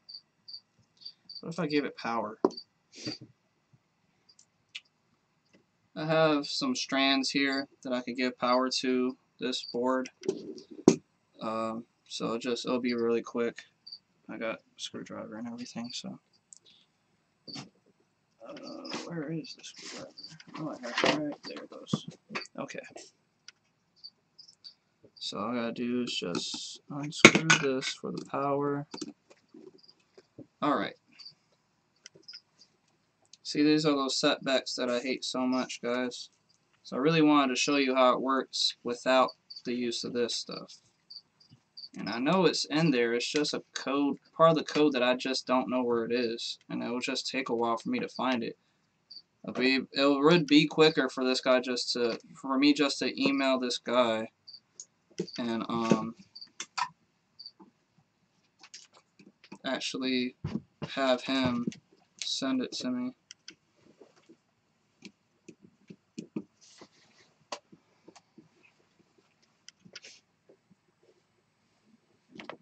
Okay, so I plugged that in. I did see the lights come on, but I didn't see anything, like it's not staying on or anything. I don't know, maybe if I reset. Okay, it is on. Okay, so let me just plug this in for the LCD, and then this part goes to the back of the board, like so. And what is going on? Oh wait, you know what? Maybe that's the wrong spot. No, that was the right spot. What's going on with the LCD though? Oh, maybe it's too bright. No, I don't think it has the adjust control for that. I wonder if the LCD is done. I could have actually messed it up. That sucks.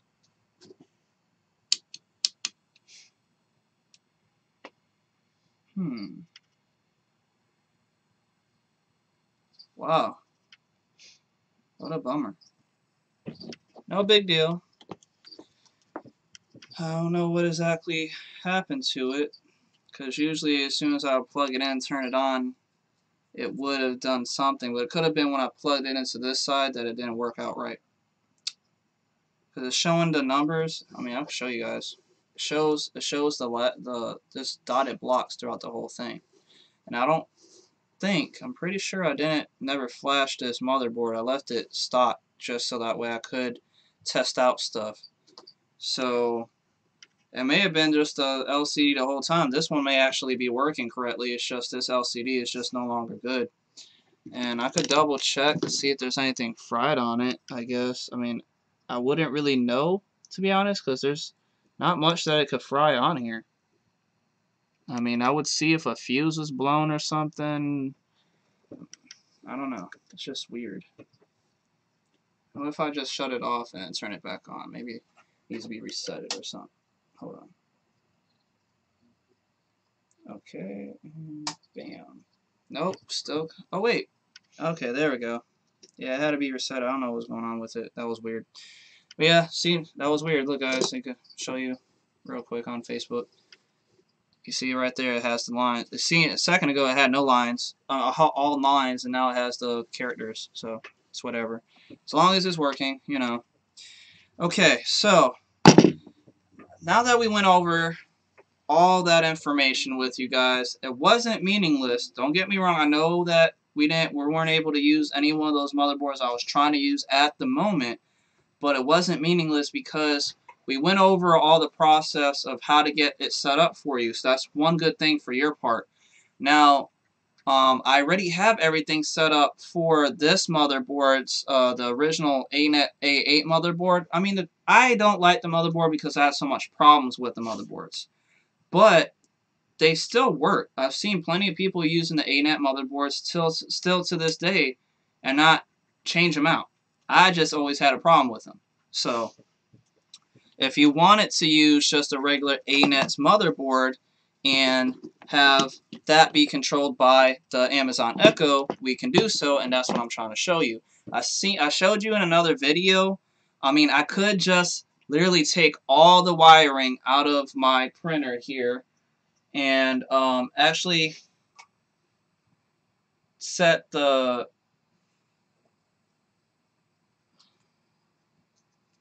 printer up for this motherboard, but I just don't want to do all that, guys. It'll be a lot to do, to be honest. And even with that, I'm not sure if the motherboard isn't going to know my actual position for the Z, X, Y, and Z positions, so I'm not going to do that at all. Like, I don't want to do that. But I do have a good idea on how to get these type of LCDs to be controlled by the Alexa. So, Alexa, stop listening. Now we can go ahead and hook some stuff up here, guys. Where is it? Okay. So, one of the major things that we are trying to understand, or I'm trying to get you guys to understand, is how to voice control your printer. So, we can plug in the printer to power and power it on and use regular, you know, your buttons to press on here. But who wants to do all the button pressing? I don't want to have to get up and mess with all the button pressing or be home for all this stuff. So, you know, I came up with this idea where you can control your Amazon Echo to actually control 3D printers. And it is a pretty decent idea, and it does work, guys. And I already pre-programmed the LCD to use on all of this. It's a ESP8266, I believe, chip, if I'm not mistaken. Which I'm going to double check really fast, because I can double check this. ESP8266, that's what it is, 8266. Okay. So yes, ESP8266 is a Wi-Fi module chip that allows you to communicate with other Arduino software programs with the Arduino wirelessly anywhere. So, I mean, throughout your home there. I'm not going to say anywhere because I don't know if it'll work at a cafe or anything like that, to be honest. I've never tried it. Maybe it will if you bring a laptop and convert the actual settings for their Wi-Fi connection. But, so how we got this set up is right now I plugged in my ESP3266 board, and right now it's uploaded to the internet that's running inside of my house, and the Alexa is actually being controlled. Stop talking, Alexa. Stop listening, Alexa. She's actually connected to the Wi-Fi also. So all this is connected through Wi-Fi in my home. And so my Amazon Echo is connected to the internet, and the ESP is connected to the internet, connected to the Echo. So what we would have to do is say, Alexa, turn on switch 8.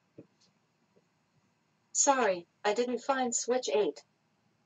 Alexa, turn on relay 8. Relay 8 isn't responding. Okay, so that isn't a big deal or issue. I can get this fixed because the board is connected with everything, but I believe I have to redo the ESP's module, the firmware. So we can do that really quick. We use the same exact coding that we have been using, the Arduino IDE software. And so I'm going to go ahead and plug this in. This will probably be on COM port 4 again because that's where I'm plugging in to from where the printer was plugged into. So just plug this in here. And I heard it click and it connected, so that is a good sign. Alright, so for this I have written, there is a code that I downloaded online from somebody, but I had to go back into the code, rewrite some stuff for everything to work correctly. That was a pain, and it took a while, but I was able to do so, so you guys are welcome to have the code. It is in my YouTube channel's description, by the way. All you have to do is go to my YouTube channel, go over to discussions, and inside there you'll see my actual code that I redone and rewritten. Right now I'm just trying to find it in my computer. I'm pretty sure it's in my documents really quick here. Documents, Amazon Echo, Echo 8. Would that be it? Hold on. Callback functions and all that good stuff. But for this, since this is a different board, you have to use the 8266 board, not the 2560. I said it right that time. For the Arduino's new board that you're using.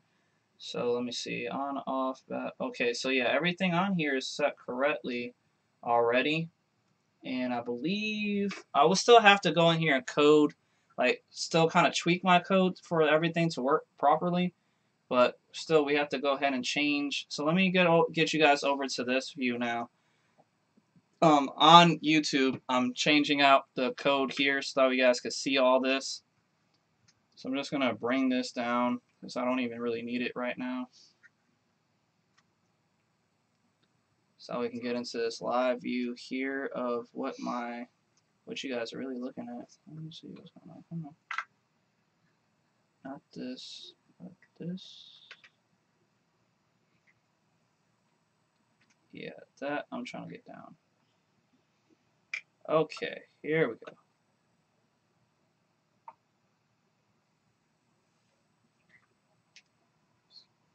And we can I can put that as a overlay here.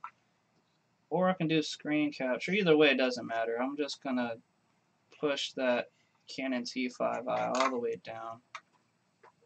And then get my PC live view going here if I can. I don't know what is going on. This phone. It's freaking crashing. You guys can kind of see it, but then kind of not, you know. Was it this one? Yeah, here we go. Let me zoom. There we go. There we go. Okay, you guys can see everything. Great. Let's go over here now. So right here there is 1, 2, 3, 4, 5, 6 tabs, and this is for the ESP 8266 chip. Now, here you can see right here ESP model 8266 Wi-Fi configuration.h type is the not the configuration.h, but it is the actual information that you will need to adjust when you are setting everything up. But we have to change the board, remember. So we have to change this board to the ESP module, and the one I have is going to be, I think, the 12, something like that. I have to go down and find it. Okay, ESP module 858266. is the Model E 1.0, the Node MCU. So we switch to that board, and then now we'll go to Tools, and we'll do Ports, and it's COM6 now because this is a different board, I guess. And then we'll go back, double check, make sure everything is set completely true here. My baud rate on this one is 15, 20, whatever. And let me double check to make sure that's right on here. Because we can do serial monitor and double check everything, and that'll give us more information. And yes, I passed it. Here it is right here. Serial begin at 15,200. So we'll leave it like that because I originally had it set that way. I'm just going to re-upload this code into the system here.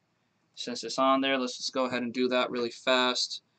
I do appreciate everybody watching, like I mentioned, guys. I mean, I can't stress that enough because I know it's a very long, dragged-out process. But I'm just trying to get you guys more involved in understanding what it takes to get to this point. There's a lot of people here that don't know how this stuff goes and wants to know, and I love giving out information like that, but it costs time. Like, the information that I'm giving isn't something I could just whip up out of the top of my head. It takes a lot of time and effort, and that's why I'm showing you guys how to do so.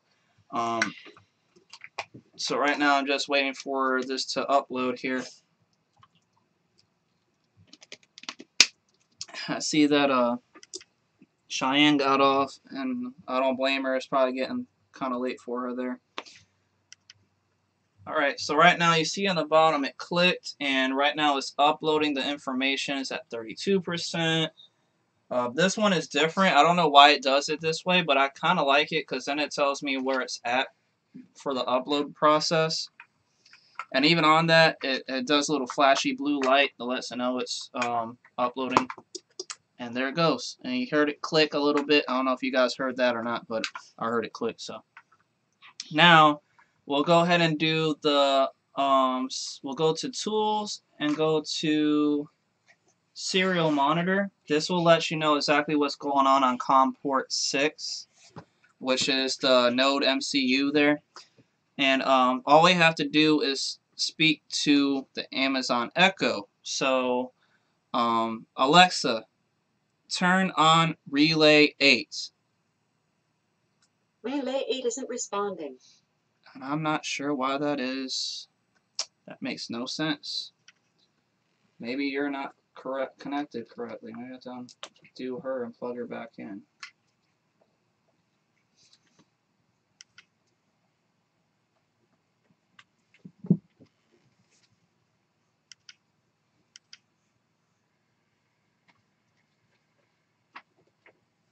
Now, if this still persists, the only other thing we can do about all this is actually set the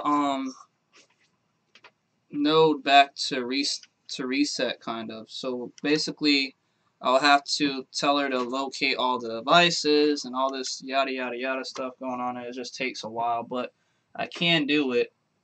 It doesn't take that long. It's just to ask her to locate devices over and over again. She has a terrible time trying to do so. It takes a lot of, like, telling her to scan over and over again for no reason. Come on, hurry up and load.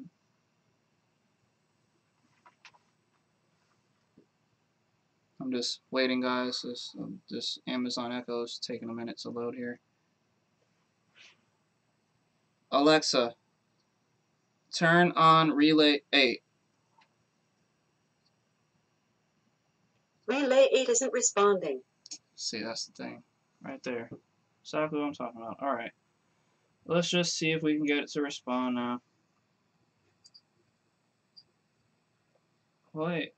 Well, I mean, the signal, it said it sent a signal to it. Why isn't it responding back? Alexa, turn on Relay 8. Relay 8 isn't responding. Goodness. What is wrong with you? See, the serial monitor seems like it's working. I'm not sure why this isn't. Let me just remove that. and power ports, all these power cords. So it isn't giving off power to anything else at the moment. Take those out. Okay, let me just move over here so you guys can see what I'm doing. I don't have the camera set up yet exactly with this, but I'm just trying to look. So let me try one more time. Unplug it and then plug it back in. Alexa, turn on Relay 8. Relay 8 isn't responding. Come on. Maybe give it a second.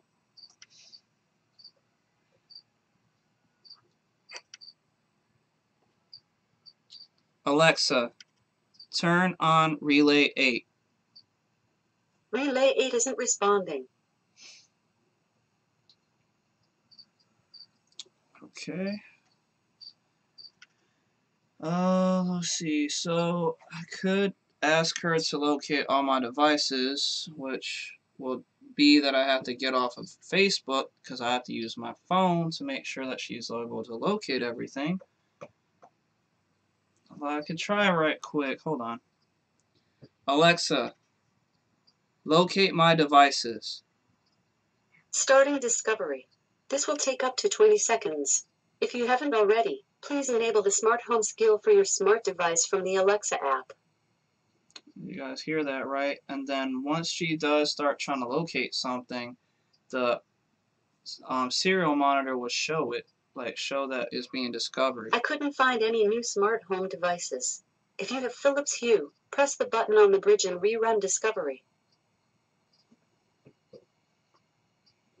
See, I don't know what that is. I believe I have another Node MCU somewhere in a package. Let me see. Yeah, I do. Of course I do. Ha! See? Always keep extras for stuff like this, guys. Okay, so this Node MCU is way bigger than the one I have here. But it's still the same boards, I believe. They're just designed a little different, maybe? Let me see if they're really any different. No, they're not any different. Okay. So let's see if this will work. Plug this sucker in. See if it can discover any devices within itself.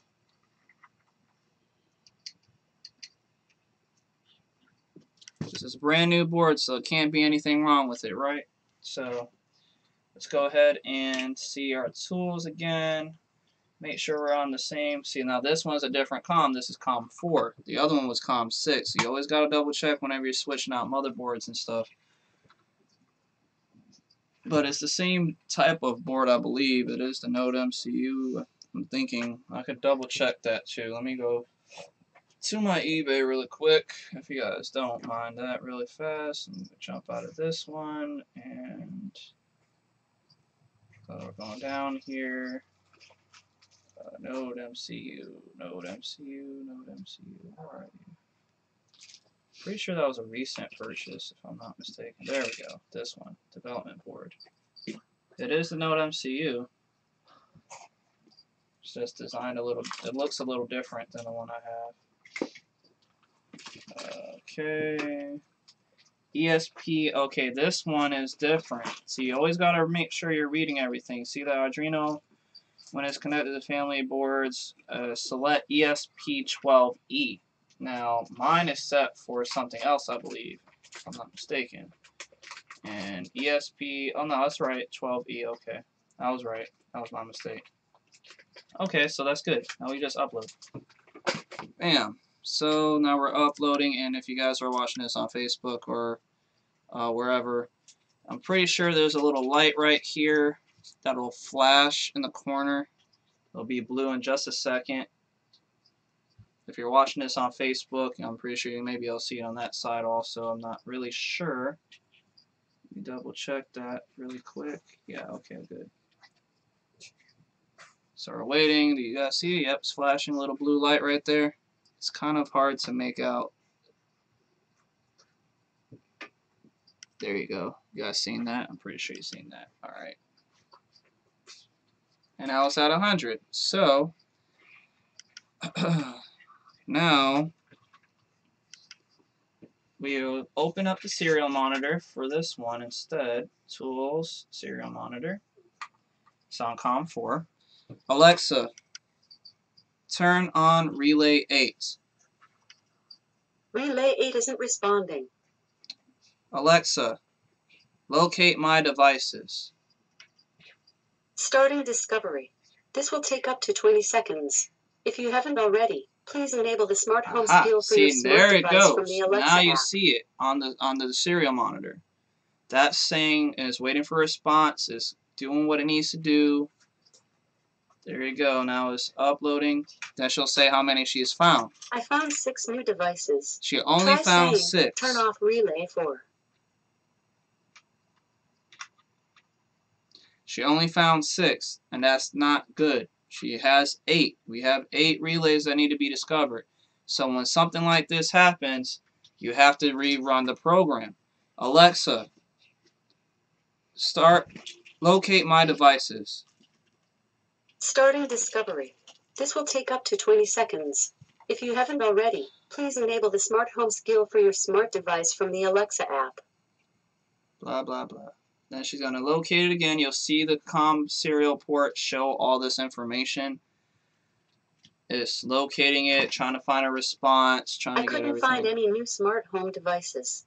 If you have Philips Hue, press the button on the bridge and rerun discovery.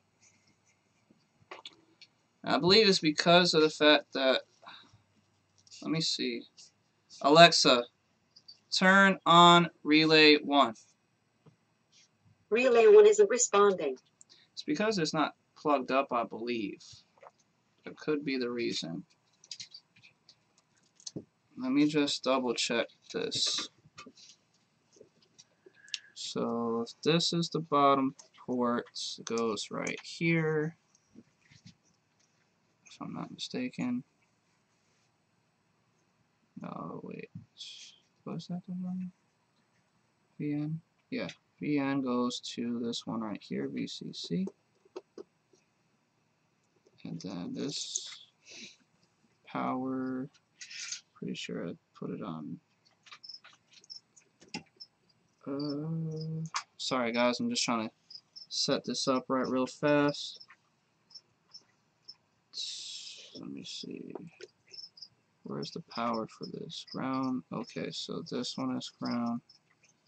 3 volts. That's all it needs. Ground and 3 volts. Alright, we unplug those and plug these in.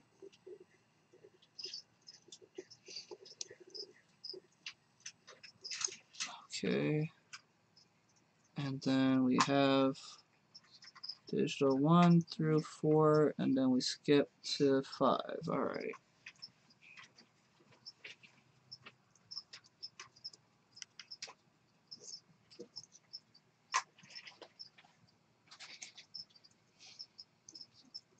And that was an even swap for these 2 boards.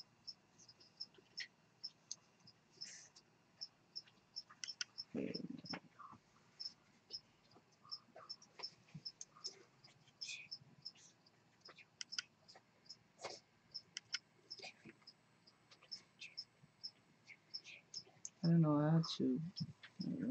Let's see. Double check this. Ground is the gray, which is on there. Let's see, blue goes on 1, yep. 2, 3, 4, gray. Yep. And 4 is that one, orange. And yellow is 5, which is on D5. Then we have all these other ones are for that, but I'm not worried about that right now. Okay. Okay, Alexa, locate my devices. Starting discovery. This will take up to 20 seconds. If you haven't already, please enable the smart home skill for your smart device from the Alexa app.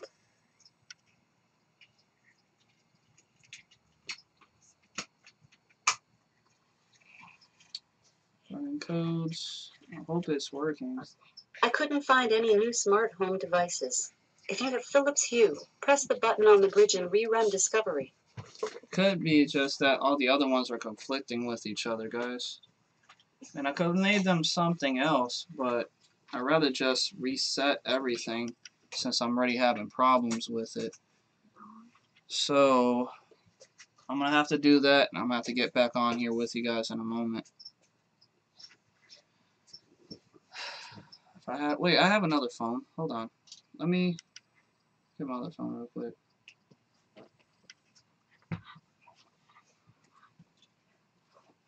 Because all I gotta do is get into the Alexa app and actually get everything set up correctly. So just turn this phone on really fast. My Note 5.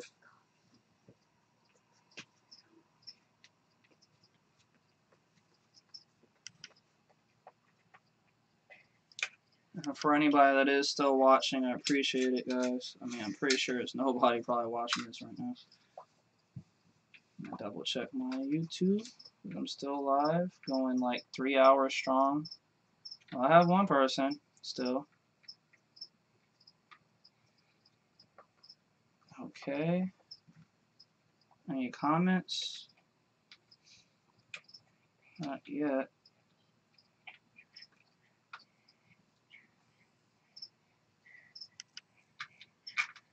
See, because in the Amazon Echo, you have this app for your phone that controls all your smart devices.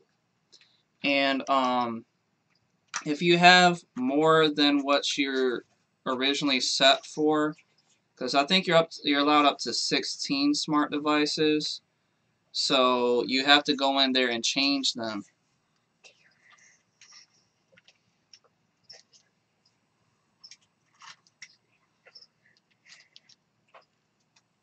What the heck is going on with my phone?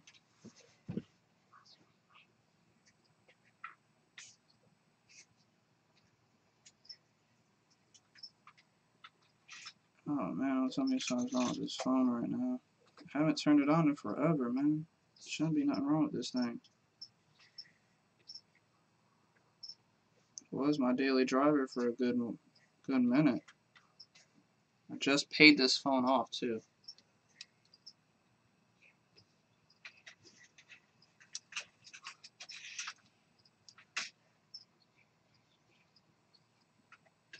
It's weird. It's not even trying to come on.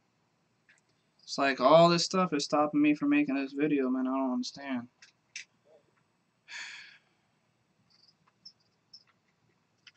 For some reason I have the blue light on it, but it's not doing anything. It's not even turning off or on or anything right now.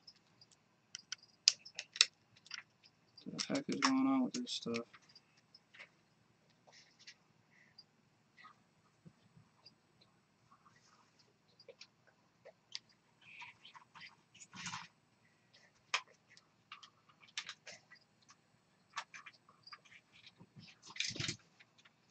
Holding down the power button, it ain't even doing anything.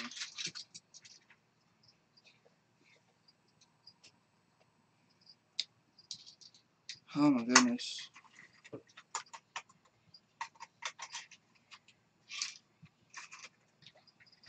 What in the world is going on with this thing?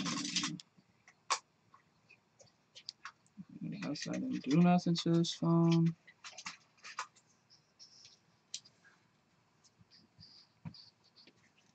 I don't know what the fuck going on with this stuff. All this stuff just breaking. I'm just going to conclude this video for today, guys. I'm going to have to pick back up probably Wednesday night. You just be looking for the video Wednesday because everything I'm trying to do is just being stopped. My phone ain't working for a secondary phone. The phone I have on right now is using live stream for Facebook, so I can't do that. And the coding for this LCD to all these other printers isn't working. And now this Node MCU connected to Alexa just ain't working right. So like everything is trying to stop itself. I just don't understand why this is happening.